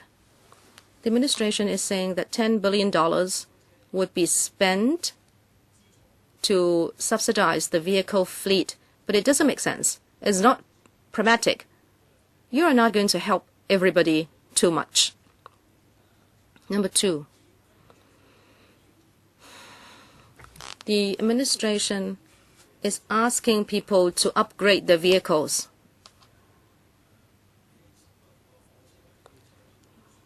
But you don't mandate the car dealers for the transfer of technology, so people also get maintenance help. As somebody said, maintenance is a no-go now. Everybody has to go to the car dealer, but if it is too expensive, they don't take the vehicle for maintenance, and the sulfur content in the fuel and in the emission will be high.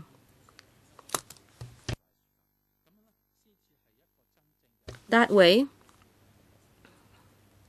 you can provide a one-stop service. And if the maintenance technology is made public, well, there are many such garages along the boundary and also in Shenzhen.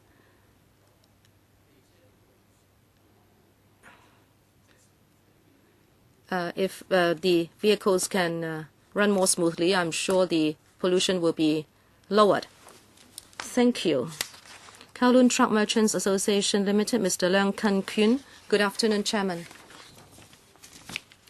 Our association operates medium and large size vehicles.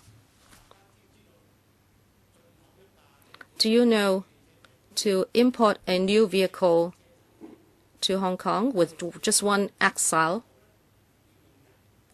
well, the bucket has to be assembled manually when the vehicle is in Hong Kong, so we can use it for moving goods. Now, suddenly, you want to scrap over 80,000 vehicles at Euro 3 and before. Most of these vehicles are over 10 years old. In that case, most of our members will have to wind up their business. You're talking about $10 billion. Sounds like a lot. If it is divided among us here, the 40-odd deputations here, then yes, that's good, but it is going to be distributed to tens of thousands of vehicles. Remember, if the subsidy is at 10%, it will not be enough even for us to assemble the bucket. We have to take it to a company, and at least it will cost us 100,000 to 170,000. The heavy-duty cranes have to be installed, and also there are other parts and accessories. The 10% to 30% subsidy will not be enough even for us to pay the bucket installation company. So, not to mention replacing the entire vehicle. Everybody in Hong Kong should be responsible for this scheme. I object to certain people saying that it should be a user pay basis. Well, yes, we are going to use it, but before I bought my car, you did not tell me that that would be the case. The Friends of the Earth said something about us. I will not criticize them, but I hope that they will think again. The money does not belong to them. It doesn't belong to me. It's Hong Kong people's money. If you want to have clean air, you have to pay your price. Don't just pinpoint these dozens of organizations. We all want to protect the environment. But the compensation is so meager, and yet you ask me to replace my vehicle. And also I have to fork out the money first before I will be reimbursed. Just now, a lady said if there is a case for judicial review, please, I'd like to. Please leave me your telephone number, and if indeed the compensation is not satisfactory, we will be the first to contact you. Hong Kong Institution of Engineers, Dr. Wong Yu-man. Good afternoon, Chairman. I am the representative of the Hong Kong Institution of Engineers. We will try to look at the issue from the engineering or technology point of view. All in all, the Hong Kong IE supports the policy. With regard to the carbon emission and energy use as well as people's health, I think it is a good scheme. We'd like to make a few points. With regard to the retired vehicles, we hope that there will be a law to stipulate that it should not be taken to other countries or developing countries without any improvement made, because we are just exporting an environment problem to other countries. We must upgrade the vehicles or improve the vehicles first. And as the industry would say, they should be taken apart so they are useful in other ways. Secondly, if the vehicles have a low mileage, as some people in the industry said, if they are the vintage cars, if they are school buses, if the utilization rate has been low, like 2,000 kilometers a year, then there should be some exemption or waiver, so they are not subject to the 15-year retirement deadline. And the 15-year retirement standard, I hope there could be some flexibility. After a few years, this can be subject to review to see whether it should be set at 15 years. Out of the 10 billion, some of the money should be spent on promoting electric vehicles. We shouldn't just be scrapping vehicles.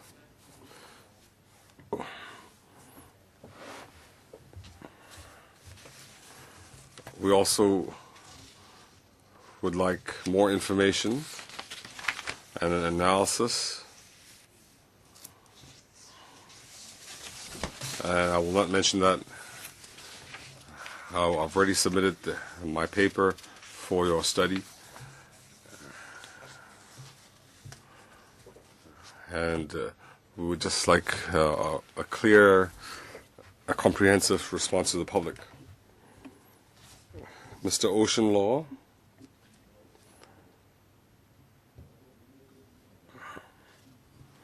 our association supports the vehicle upgrade, but coaches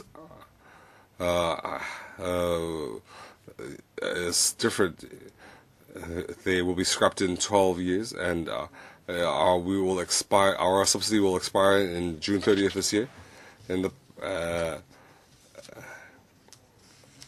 for Euro 3, it might not expire this year, and we'll therefore have a transition period. So our members with a vehicle purchased in 0102, should they scrap it or should they wait for the subsidy? Well, of course they would scrap it and then get a subsidy.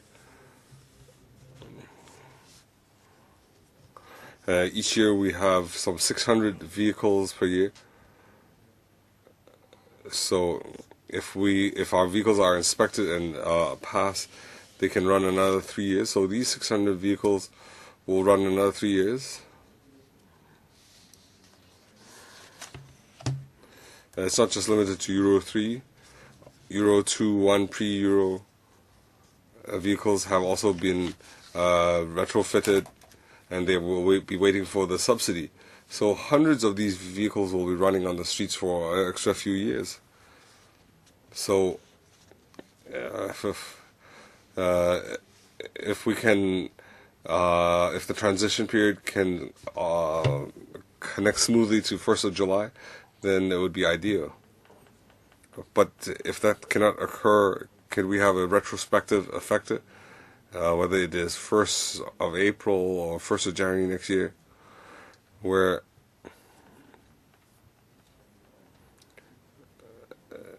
vehicles purchased after 1st of July this year, they could also receive a subsidy. Then everybody would be happy. I hope I made myself clear. Mr. Johnson Lee. As a vehicle supplier, we are caught in a passive situation. The target of this policy are the different vehicle operators. We are aware that you have a lot of negotiation over the details, so we will not comment on those. But our concern is on vehicle supply, that is, in the whole supply chain. In vehicle supply, we supply new vehicles. We don't foresee a lot of problems, but we need to have sufficient time for manufacturers to coordinate supply. Otherwise, we cannot supply double the amount overnight. Second, we had mentioned, some colleagues mentioned installation of truck bed and so on and other facilities. So if the demand doubles, we see this will be a bottleneck. So whether it is space or staff, there will be extra demands. Our warehousing, technical staff pressures will also increase. So the government should look ahead and provide some actual assistance. And after the vehicle is delivered, there's still an inspection process. So if we double the demand, then this queue would run up till the end of the subsidy period, and we still wouldn't have a new license. Of course, we're also concerned our vehicles are ordered in advance, and it's manufactured, it's delivered to Hong Kong, and they have to install the truck bed. How the subsidy period might expire, how the government should deal with this as well. Of course, after the subsidy ends in June, then how will the government handle the transition period? Next we have Mr. Wang, Zhe Wang. The environment groups' views have been spun as against business, but it doesn't mean we're not speaking. It doesn't mean we're speaking without reason. Well, first of all, do you understand the scrapping process? There is waste oil. The waste oil is just spilled on the ground. The government says there are 90,000 Euro 1, Euro 2 vehicles. If you include Euro 3, there are more than 100,000 vehicles that have to be scrapped. Have you considered the pollution problems arising from scrapping vehicles? Will you regulate the scrapping of vehicles? And on the old batteries have to be recycled. There is 10 or 8 tons of scrap material generated in each vehicle. It creates air pollution. And are you also aware that if there is sufficient maintenance, it can run a few extra years? There's no need to scrap it. You scrap the vehicle and you can pocket a subsidy. Is it necessary? You are just trying to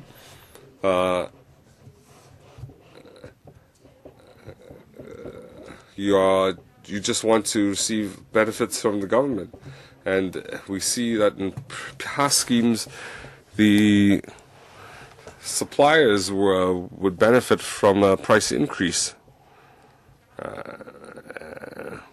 Adding facilities, adding catalysts can improve air quality.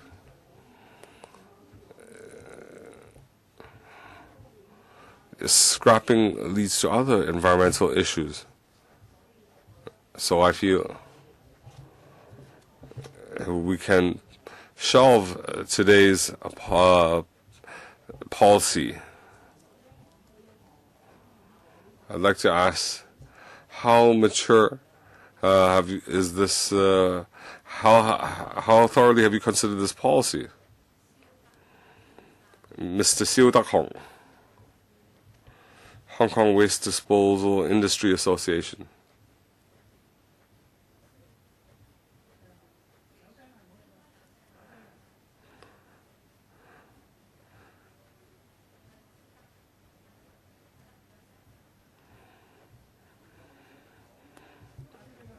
Our association supports the vehicle upgrade policy. First of all, we use compactors that collect municipal waste. It takes a long time to upgrade a vehicle. It takes a few months to install the hydraulic pumps and the truck bed and so on. If the government incentive is minimal, it's insufficient to purchase a new 20-ton vehicle. It costs $1.5 million. Monthly payments are some $30,000. Our average age is 60, and it's hard to get a bank loan. Should we scrap the vehicle and quit the business? So I hope the government should not have a deadline. There should be natural wastage, and if you maintain the vehicle properly, there aren't a lot of particulates. That's all I wish to say.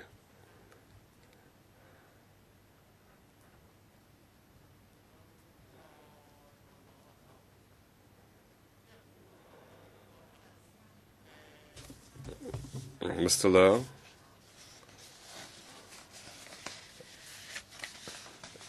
everybody has 3 minutes to speak.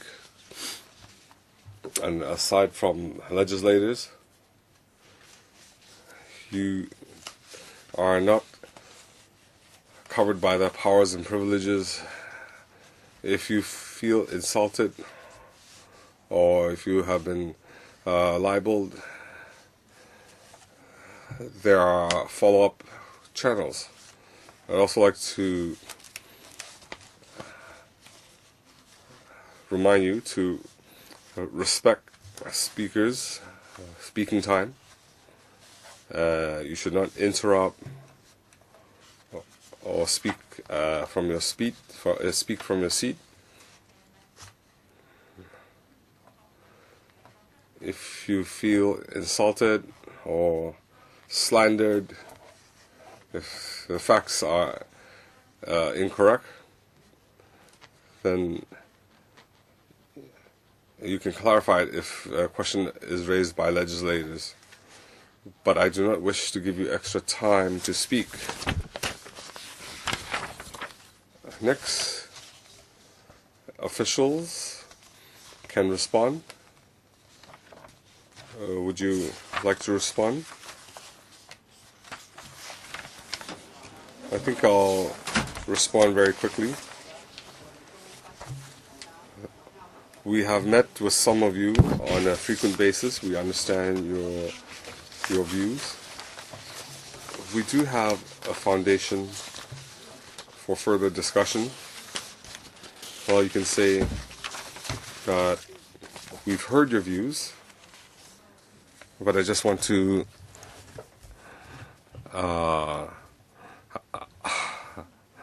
highlight that after today's meeting, after hearing your different views, we understand that there might be areas of consensus. I'd like to use the coming 2-3 weeks to reach this consensus. If we can reach such a consensus, I think it's good for the industry, it's good for the Hong Kong public. Well, I'll now hand over the time to legislators.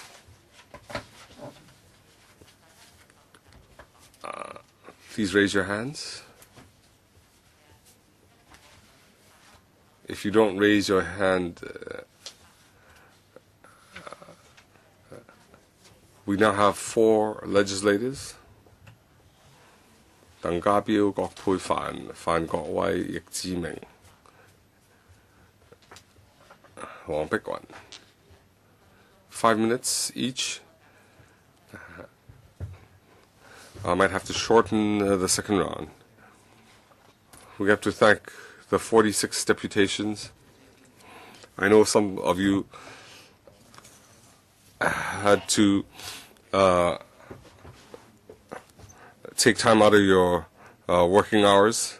I have to declare interest. I'm also an industry member. The policy is very wide-ranging. From December last year, we've had to deal with this policy. So we have to be careful with this 10 billion subsidy. Well, I do not wish to spend 10 minutes on questions. Rather, I'd like to clarify the contents of the scheme. Just now, the industry said that on the 1st of January in 2014, we'll tighten up our air quality objectives. So you want to replace the vehicles, but no, the two are separated. Some deputations have said that the indices will be tightened up. But does it mean that we need this scheme? Actually, there is a basket of 22 items. Why don't we go for 20 items and leave the controversial ones for the moment? It is good that in the meeting this morning, there is a paper that supposing if we look at the 2009 and 2012 figures, and then we juxtapose those with the new indices in 2014, then we know how bad the situation is. SO2 in 1 hour, Causeway Bay, if we make use of the new standard, then in 2012, 620 hours, or 100% more than in 2009. Hear me out. Respirable particulates. Only in Causeway Bay was there exceedance. Out of 24 hours, 21 times. If we look at the PM 2.5, which has received a lot of attention, again, if we apply the new standard, only Causeway Bay would have an exceedance, not even in Mong Kok or in Central. So the simple induction is that there is more pollution in terms of CO2, but particulates are less polluting now. Now, what does that mean? And I can tell you clearly here that according to information from the EPD, just now I said that the respirable particulates in Causeway Bay are a big problem. According to a survey by the EPD, an on-site survey in 2012, the major contributor of SO2 was the franchise buses, 87%. 59% of the respirable particulates again came from buses. And the diesel vehicles only contribute 40% and 4% of NOx. Well, I have quoted many figures, but in simple terms, If I rely on the EPD information alone, let me not say from which perspective I am saying, because the green groups might want to refute my arguments. Let us just look at the new indicators, and we should be most concerned about NOx and SO2, and the major source is buses. You have a problem with the respirable particulates. As some people said, maybe we can replace the chassis, the engine, and we can retrofit with a catalytic converter. I think you would be very willing, because that can preserve your tools of trade. We know that this policy is very controversial, because buses will have the converter retrofitted for free. But sorry, not for you. You have to replace your vehicle instead of being allowed to have a converter retrofitted. As a legislator, I have my own views, but I think $10 billion would also be too costly, and too many people are affected. Maybe I have misinterpreted your figures, but I hope the Bureau will think twice, because there are grievances, and please try to see whether you really want to rush it. Elizabeth Quat. Thank you, Chairman. First, I'd like to thank deputations and individuals for finding the time to come to give us your valuable views. Chairman, I have heard the views of the trade and also the environment groups. The more I listen, the more I'm worried. But today, everybody has said that they support environment protection. But the question is, the scheme being launched by the administration, is it going to be money well spent? Is it going to solve the problem? There are two aspects that have received the concern. First, feasibility, and two, reasonableness. One, whether only car suppliers will be benefited. Will there be enough supply of cars? Would there be a bottleneck in terms of car maintenance? And what about the manpower contingent? I hope the administration will explain all these. Secondly, reasonableness. In this period, I have met many individual vehicle owners. They are worried about their future livelihood. I don't want the administration to create a problem in order to solve a problem. On the one hand, you clean up the environment, but on the other, you create livelihood problems. So what are you going to do? And also, should the most polluting vehicles receive the most resources? And if that's the case, is that going to be reasonable? Will we have new technology to solve the pollution problem instead of having all the vehicles scrapped? I have no such reports, nor am I an expert. I hope the administration can give us evidence to show that indeed by the deadline you want to not phase out all the vehicles. And I want to hear from the administration how the $10 billion can be well spent to improve the environment and also to allow the transportation trade to continue to operate in a good environment. Ms. Quat, you still have 3 minutes. Would you like the Bureau to answer you now? Well, yes, ask them to try. I think we need much more material. Just now I did not ask Mr. Tang because he used up his 5 minutes. The Bureau, any reply to Ms. Quat? Mr. Wong. Chairman, perhaps I should start from the very beginning. I remember I was at this panel and I have heard members say a few times why the 3 roadside air monitoring stations are showing that the biggest pollutant causing agent is the buses, and still why do we want to have this scheme? First, in Central Causeway Bay and Mong Kok, we have 3 roadside air quality monitoring stations. Yes, in those areas, the heaviest diesel vehicle is the bus.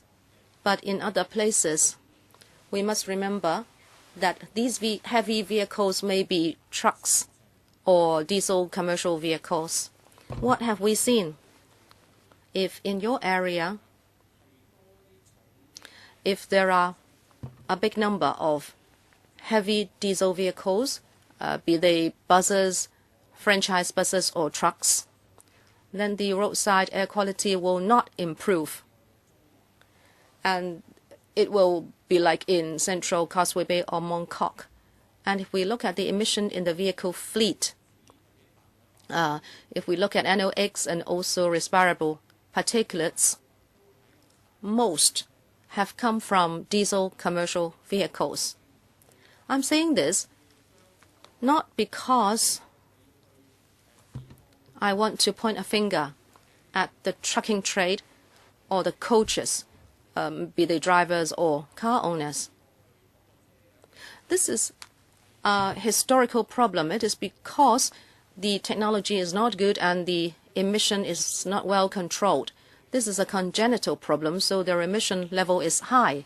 And because of this, today we are saying that there should be a measure, a concession, and also a deadline for these vehicles to be retired. Supposing we don't tackle these Euro 4 or vehicles before Euro 4, there will be no chance for roadside air quality to improve because 90% of the particulates come from them and also 80% of NOx are from them. If we want to tackle roadside air quality, then Chairman, you have another chance. Mr. Gary Fan, thank you, Chairman, and also thank the deputations and individuals for coming to explore this issue with us. The major principle, of course, is that the administration should make use of resources to improve air quality. No one objects to that. But as the deputy chairman of the transport panel, I have heard that this is going to deal a blow to them. You may be under a heavier burden and even your livelihood can be jeopardized. So how should public money be used effectively in order to reduce emission? Chairman, let me ask a concrete question. Some deputations mentioned that if bus companies can retrofit a catalytic converter so their emissions will be reduced. In other words, if the performance of Euro 3 vehicles can be upgraded to Euro 4, Euro 5 vehicles, then under this $10 billion scheme, why can't that be an option? In other words, why can this not be applied to other commercial vehicles so we have a more efficient way which will deal a lesser blow to the public, to the trade, and yet we can also reduce emission and improve air quality? In 2013, in the policy address, that's para 138, it is said that the administration would like to promote emission reduction for franchise buses, taxis, and P.L.Bs, saying that there could be the retrofitting of a catalytic converter. So the Bureau, have you thought about this? If you have, well, why not use it? What is the reason? And now that you have heard the trade again, would you like to give it a try? Mr. Mok. Thank you, Chairman, and thank you, Mr. Fan. I was coming to that point, but I didn't have the time to. Just now, three measures were mentioned.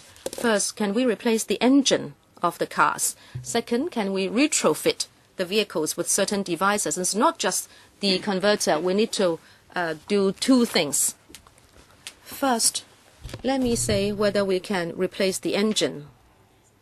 Let me put technology aside. We have actually looked into this. If we look at the vehicle fleet, in 2011, I have taken this snapshot. If the vehicle is over 21 years old, there is less than 2% in the entire commercial diesel fleet. Some vehicles can be used for over 20 years, but at about 20 years, the vehicles are naturally phased out. Some vehicles are phased out even without any subsidy scheme. Why? The engine is old, and also the body and also the axle would be subject to wear and tear, and they would be problematic. And when vehicles are quite close to scrapping, meaning the vehicles are over or like 20 years old, does it mean that when the house is already quite torn down, you want to refurbish it? It is just like what you are proposing. You do not have a good car body and the axle is already problematic. Do you still want to replace the engine? And now let us look at the money side. Is it going to be that simple?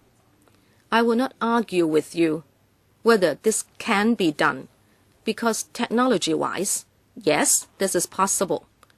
But amongst different vehicles, you cannot very often just replace an engine. I'm an engineer myself. We also have to look at the interface between a new engine and the other parts of the vehicle. And if we are talking about pre-Euro, Euro 1, Euro 2 vehicles, the design may be simpler.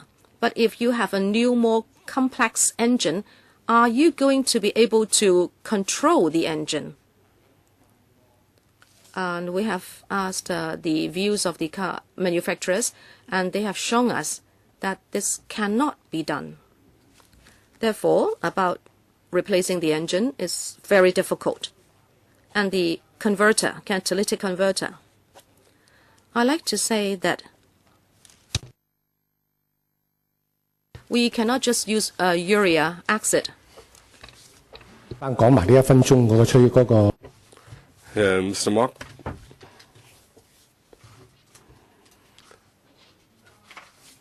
we now face two problems: the nitrous oxide and particulates. Of course, we don't have problems with particulate, but if you use the new standard, we still have problems. And the WHO say that the diesel particulates are carcinogenic, so we need to reduce nitrous oxides and particulates. So just using the uric acid drum is insufficient. I also need a particulate filter. The particulate filter, for it to operate efficiently, first of all, the engine cannot be too old. If the engine is too old, it has insufficient heat, the drum cannot operate. Second, old engines, if they have too much particulates, they cannot circulate. It's very easily, it will be blocked. If the engine is old, there's insufficient maintenance, the drum life will be very short, and the drum is not cheap. So whether we should retrofit, it's not a feasible option. Regarding the uric acid drum, if you add that, first of all, there are space considerations. In the franchise buses, we came across this problem. It's not feasible in some models. And in our different vehicle mix that operate in different environments, we need to do testing. It's not even sure whether it's feasible. And as I said, the vehicles we're talking about are 16, 17, 18, 19 years old. So do we still want to spend a few years? So at that time, if you consider the chassis, the engine, everything, it's all old. So the most reasonable option is the one we're proposing now. I want to thank the deputations.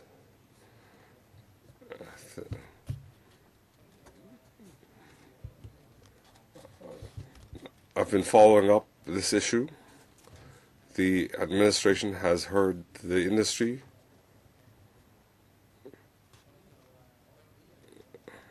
I'd like to highlight, first of all, some call for scrapping the deadline. It's better you ask the government to withdraw the scheme. I'm biased towards having a standard subsidy, whether you scrap your vehicle or not. The policy objective is to scrap polluting vehicles.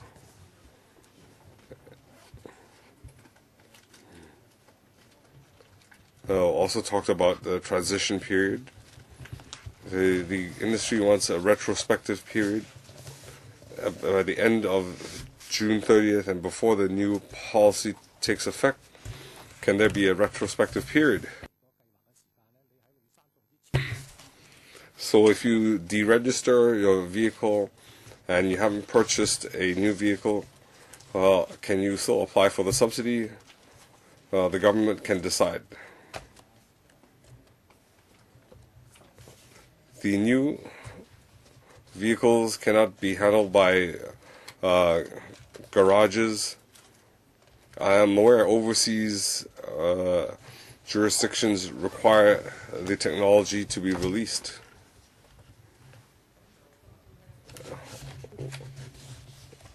We also heard about insufficient garages.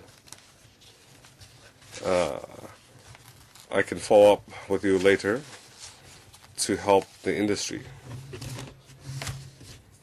There were also some new problems arising. That is older operators. Second round. I asked you to follow up in the second round.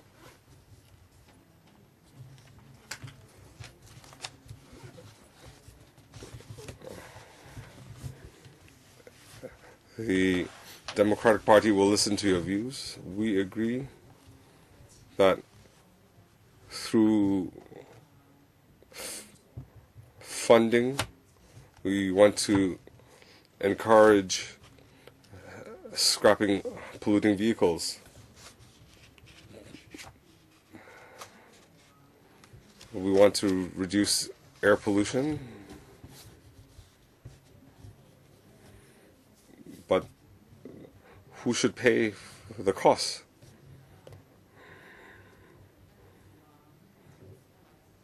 We can't expect the government to purchase a new vehicle for us. So polluter should pay, and how much should the government subsidize? Therein lie different views. Is 10 billion sufficient? Should we add another 10 billion? How much should be borne by the industry? We have some independent operators about to retire. Some might be some serve passenger, some serve cargo. So they have different levels. They have different levels of affordability. So the question is how to strike a balance.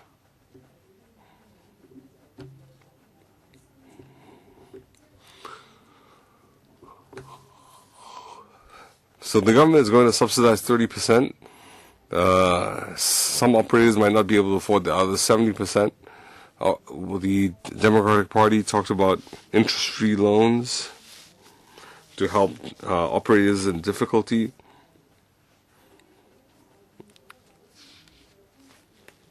We see some conflicting views today,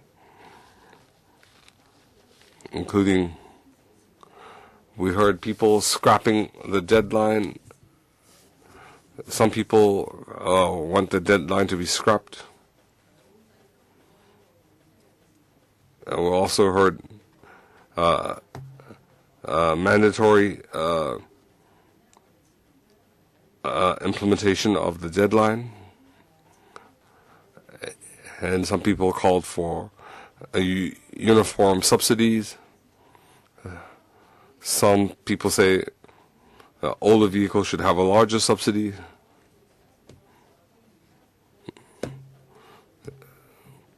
But then if the older vehicles get larger subsidies, then people might not want to upgrade. They would operate longer, operate a few more years, and collect a larger subsidy.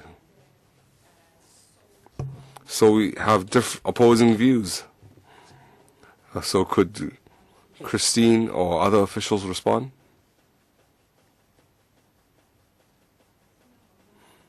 You raised two questions. Can we have interest-free loans? This cannot be done. But we have negotiated with banks. Perhaps the banks will have a response. Second, you talked about different conflicts. I think at this stage, all I want to say is, do we have a foundation for further discussion?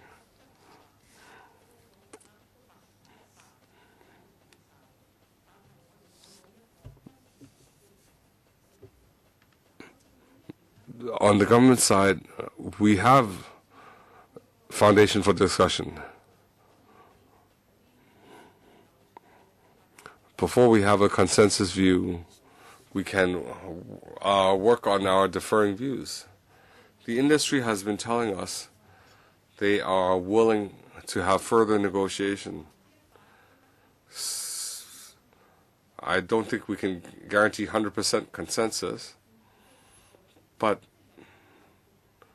given a sufficiently wide foundation, we can reach a decision.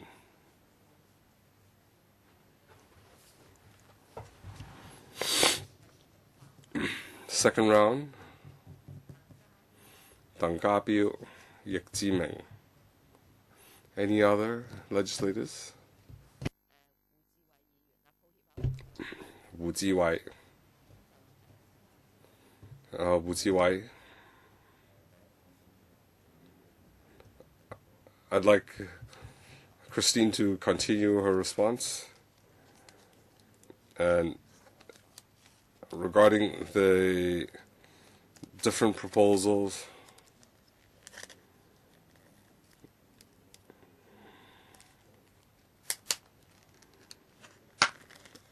I remember you say we have end of pipe methodology. Can we have a hybrid method? Let's say if there's a technical breakthrough,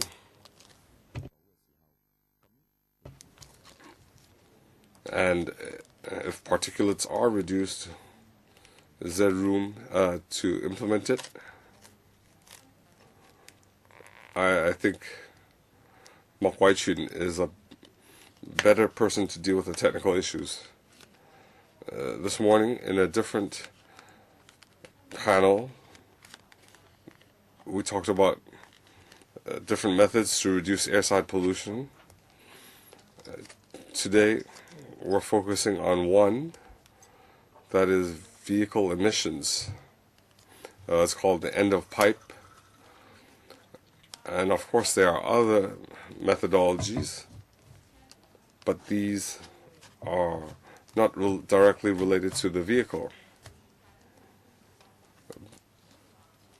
For example, if we want to reduce emissions, we can prohibit traffic, we can prohibit all, we can have a pedestrian area. I think this can be dealt with in the future. It's very effective. But today, we should focus on diesel vehicle emissions, and I'll defer to Mr. Mok.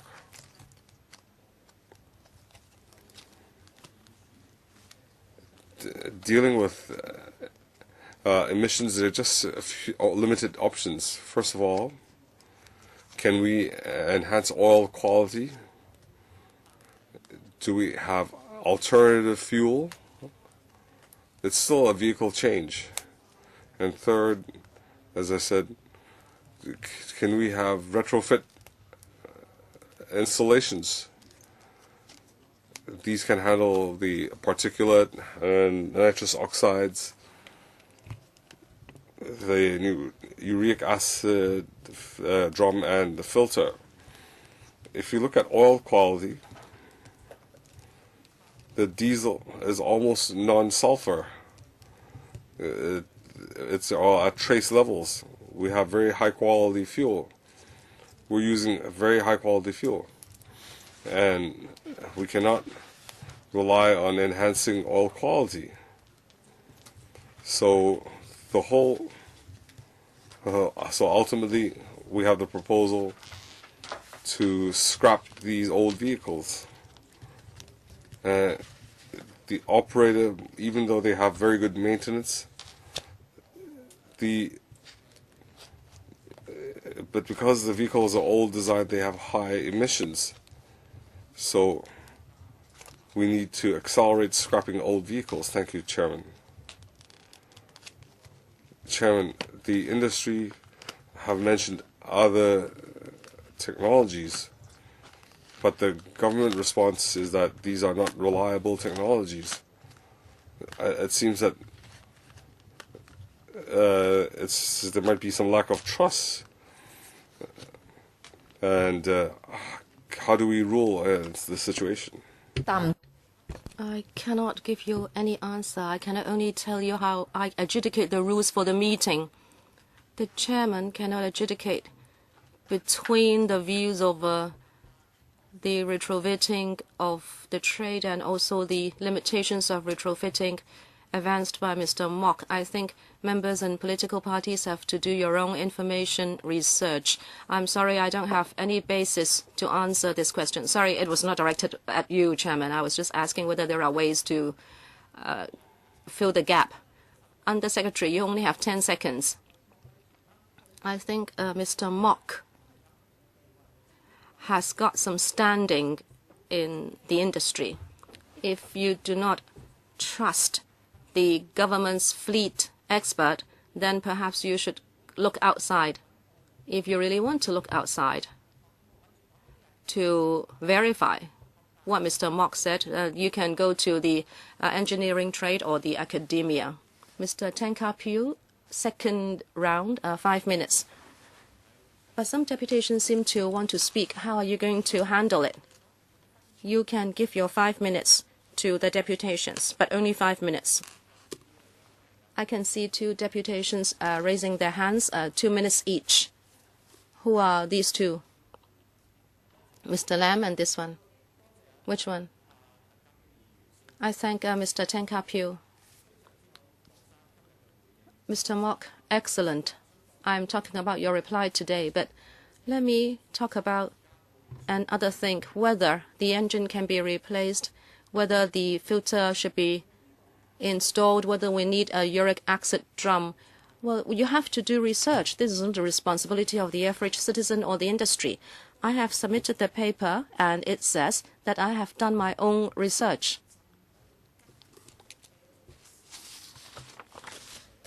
I have come to understand that the retrofitting is possible, but then a lot of tests would have to be handled. In the article by Mr. Wee on the 16th of January, it is just like going to Golden Mall to assemble a computer. If the display card is a problem, then replace it. That can be done. Shouldn't you do the research and not go for a broad brush approach to say the cars are old, let's scrap them? I like to tell you my experience. I lived overseas. I don't know much about heavy vehicles, but I know a lot about pickup trucks. Every 100,000 kilometers, the pickup trucks have to be tuned up. I know how to do it, but I don't know how to describe it. It's not very expensive. At that time, it was like 1,000 Canadian dollars. the tune-up would involve the change of the engine oil and also the brake liner. And after all that is done, the car would be like a new baby. If we use Otis elevator, and Foshan also uses Otis elevators, but nobody dies in an elevator like that in Hong Kong, while many die in an elevator like that in Foshan. Buying a vehicle is not like buying an orange. Every time you do good maintenance, the vehicle is like a new vehicle. I think maintenance is of utmost importance. I think the administration can make a rule to say that for every 100,000 kilometers run, there must be a comprehensive tune-up of the vehicle. If not, you have to subject your vehicle to a major examination. Without good maintenance, you can kill people. A vehicle can give rise to different kinds of danger. So I think you should mandate a tune-up. The rest of the time, can I hear from Mr. Mark? I'd like to take up the second point first. I totally agree that at a certain stage, you should do basic maintenance or tune up the engine. If the car is old, you might need to attend to more different items. This is going to help, and the vehicle can be rejuvenated. But today, we're not talking about the age of the vehicle as such, but the design of the vehicle is such that the emission level is high. So, as car owners, you should do good regular maintenance so there would not be excessive exhaust. But at the same time, we have to tackle roadside air quality. If the cars are designed in such a way that it emits a lot of exhaust, we would have to help car owners replace their vehicles. And secondly, the retrofitting of devices to reduce emission. I'd like to tell you that we did that before. For pre-Euro engines, we did retrofit them with catalytic converters. Compared to particulate filters, I'll wait for my next chance. Mr. Yik Chi Ming. Thank you, Chairman. Just like to continue with what I did not finish.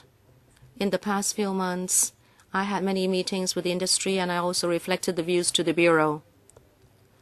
All in all, you can see that basically the industry supports the scheme to improve air quality. What remains now has to do with the following few things. One, the deadline.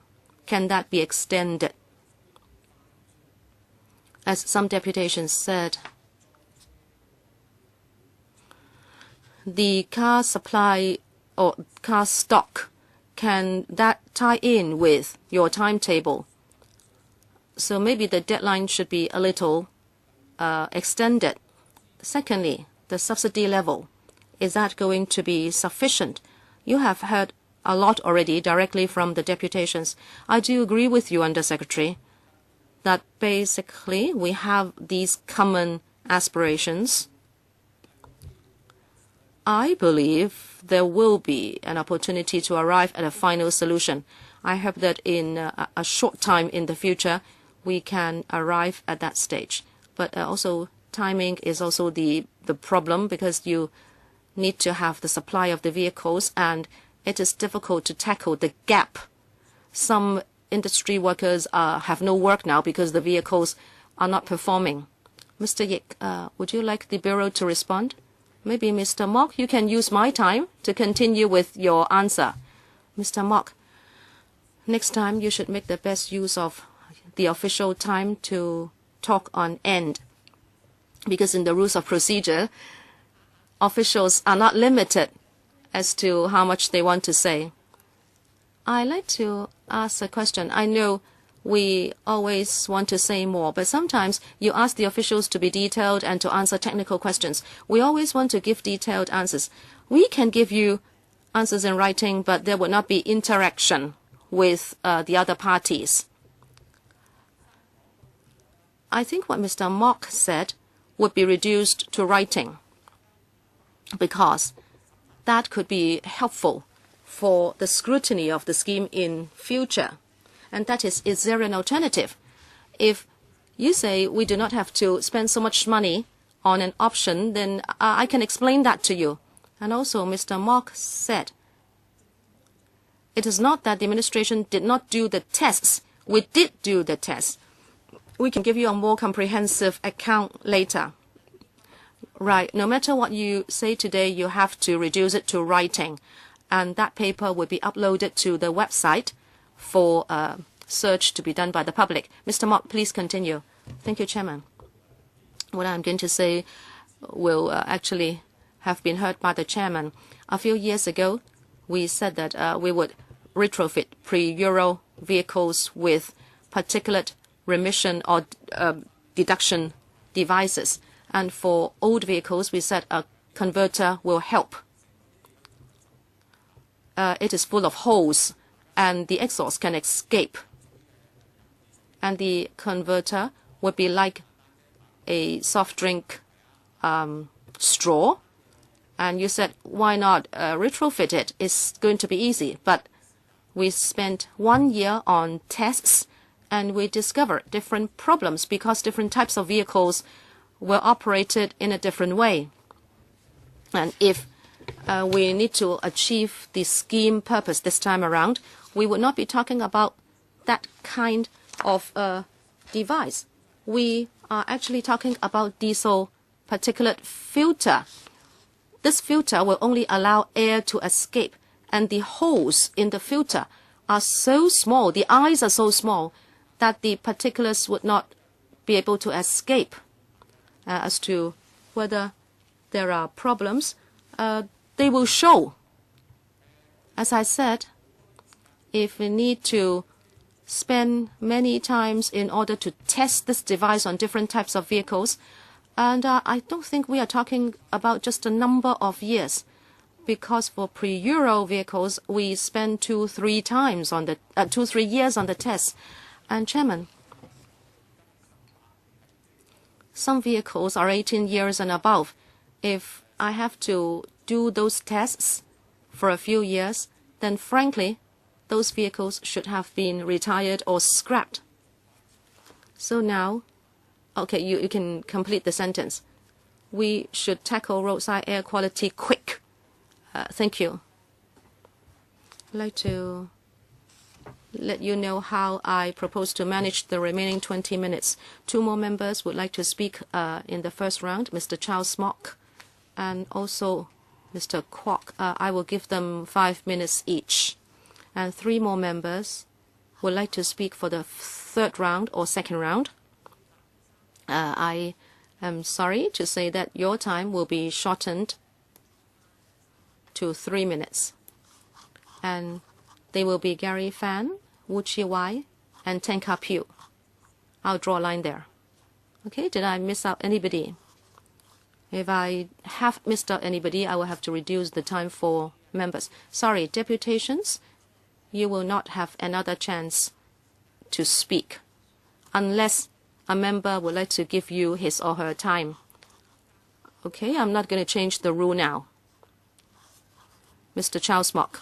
Chairman, I just want to make a simple point because, in fact, I like to listen to the deputations. Just now, most deputations talked about the demands and concerns of the trade. But there are few green groups today, and I like to now listen to them, how they are reacting to the views advanced by the trade. Is it that the trade should still be left to their own devices and you only go for good air quality and you should iron out your differences with the administration? just do it, just let us have the scheme, etc. But would you have other proposals? I'd like to give you my time now to speak up. Are there green groups who would like to speak? Mr. Charles Mark, this is dangerous because everybody would claim themselves to be a green group. Please identify the groups. Friends of the Earth Clean Air Network, and the one sitting at the back, I don't think you are an environment group. You are from the trucking trade. I will allow these two bodies to speak first. 1 minute each. All right? Friends of the Earth. Ms. Chan. Thank you. Member. We talked about principles and objectives, and I think we have made our views very clear. And the consensus I heard about Euro 3, well, that might not be a big problem. I just heard from one deputation. But overall speaking, if you standardize the subsidy, we would not like to take part in the discussion because I think the discussion has gone on for very long. I think it should be for the administration and the industry to continue the communication. And as to the objective, I think the 2020 Guangdong Hong Kong emission reduction objective should be achieved for the region.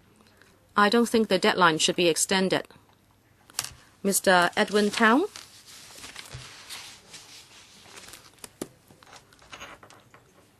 The industry has talked about many problems. We respect them. In Kowloon City development area, it is proposed that the administration can build a car maintenance and repair city.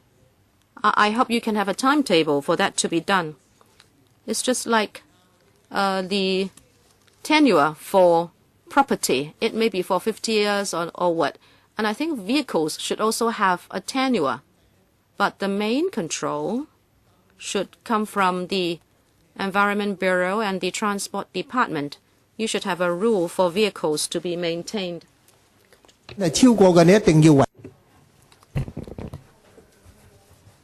If it's below, if it has not exceeded standards, they can continue up till the life cycle has expired. So we can therefore calculate the maintenance expenses and so on.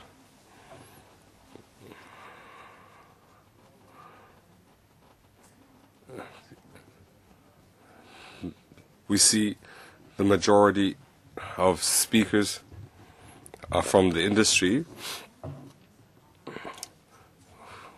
We also like to speak on behalf of those who are not present, those who are suffering from respiratory problems, cardiopulmonary problems. Clean air is for Hong Kong people's health. The diesel vehicle discussion. It's not our first discussion. Back in 2007, we had talked about it. There were different subsidies, and we had cooperated with the industry. The subsidy was insufficient. The 10 billion on this occasion, plus a carrot and stick principle, we hope that we can scrap old vehicles through this multi-pronged approach. Just when the administration is talking about polluter pay principle and accelerating scrapping old vehicles, I think we have lost sight of a big problem. That is, the government is changing the rules of the game. Previous owners would not foresee this. They had done their math, and now you've changed the scenario. Because if you mention the policy today, I think there would be no problem with complying, but previous owners of vehicles should be encouraged to join the scheme. But the industry feels that you are forcing it down their throats. So that's why the industry has so many conflicting views. The so-called subsidy is a compensation more than a subsidy. I'm forcing something down your throat, so I'm giving you some money to smooth the deal. But it seems that we're losing more in the bargain. So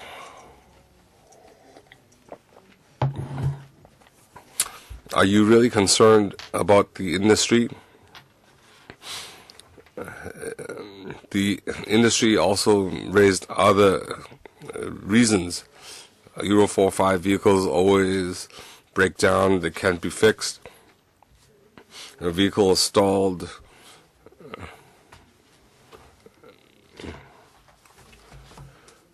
The maintenance industry, I think they will be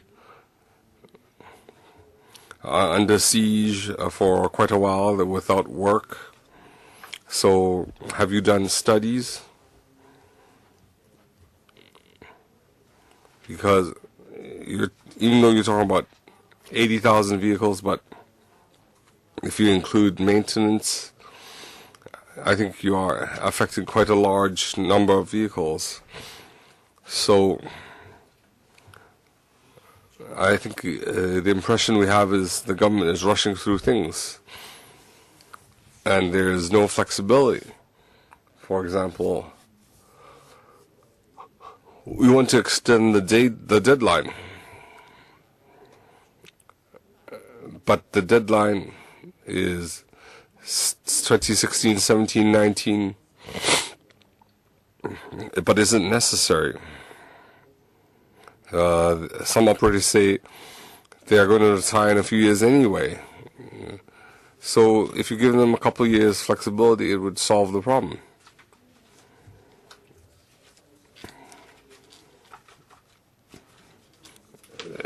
The reduction, the emission targets are for 2020. So your deadlines, do they have to be so rigid? And lastly, the difficulties flatbed trucks encounter.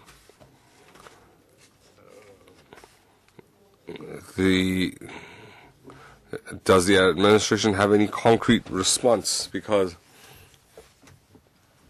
we're waiting for the administration.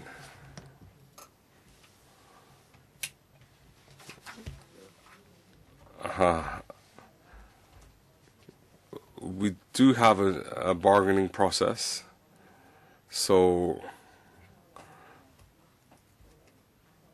it's hard to discuss a lot of topics. The industry will understand, but we've heard all your views. Any supplement?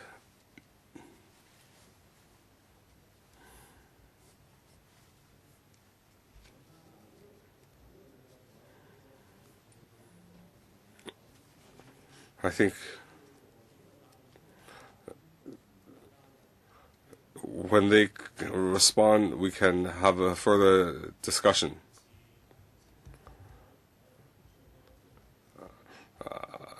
I value the technical discussions. Mr. Lam Hong Dat, the individual, talked about the chassis and catalytic converter.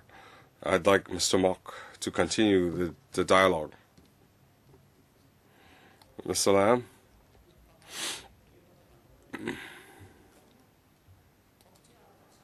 I'm not sure if Mr. Mok, you recall the chassis of lorries are larger than buses. I'm aware that Olympian was very troublesome.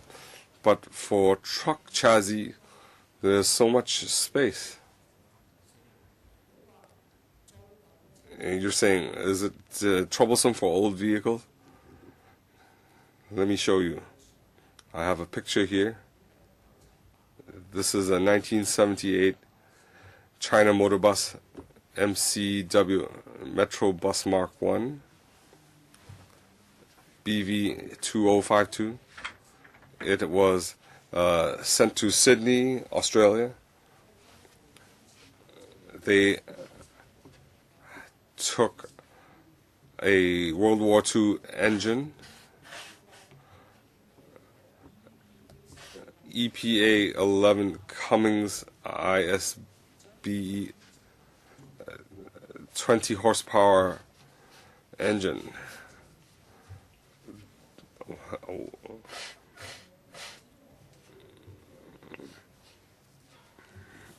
So I want to emphasize, if there is a money-saving option and it has been reflected in the policy address, why don't you go one step further? Why don't you save the industry some bucks and solve the air pollution problem? I don't think it's impossible. I can find such an old example. I didn't find it here on the spot. And the money saved, I think the industry is willing to spend the money saved on maintenance. And bus operators might like to invest a little bit more for a more durable model. I would think this could be considered. And lastly, I agree, the Euro 4, Euro 5, we need the manufacturer to release the maintenance data.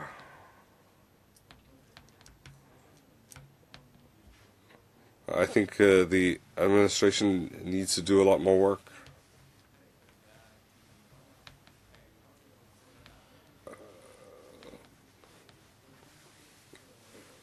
It seems that some people welcome the policy, but would like more subsidies. Some people are about to retire.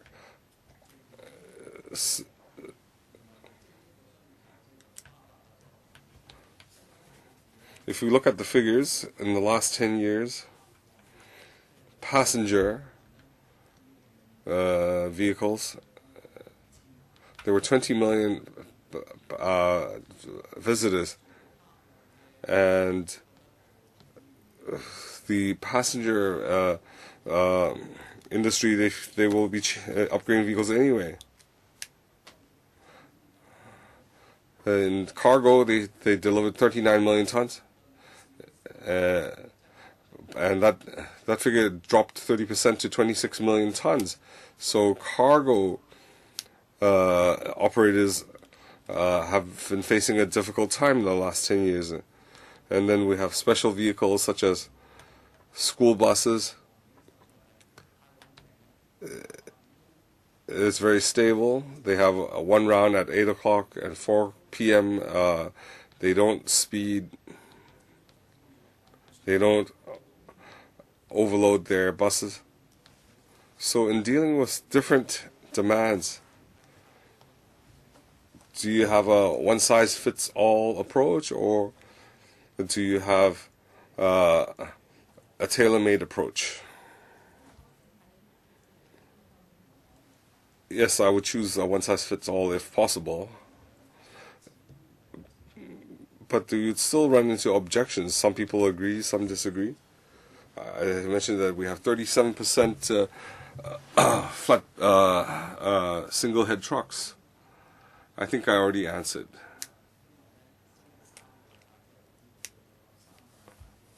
So I hope you have a new direction in 3 weeks.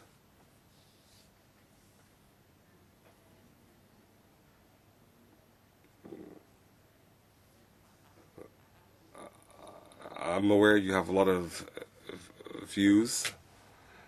So the delegations, if you have any supplement, you can do so in writing.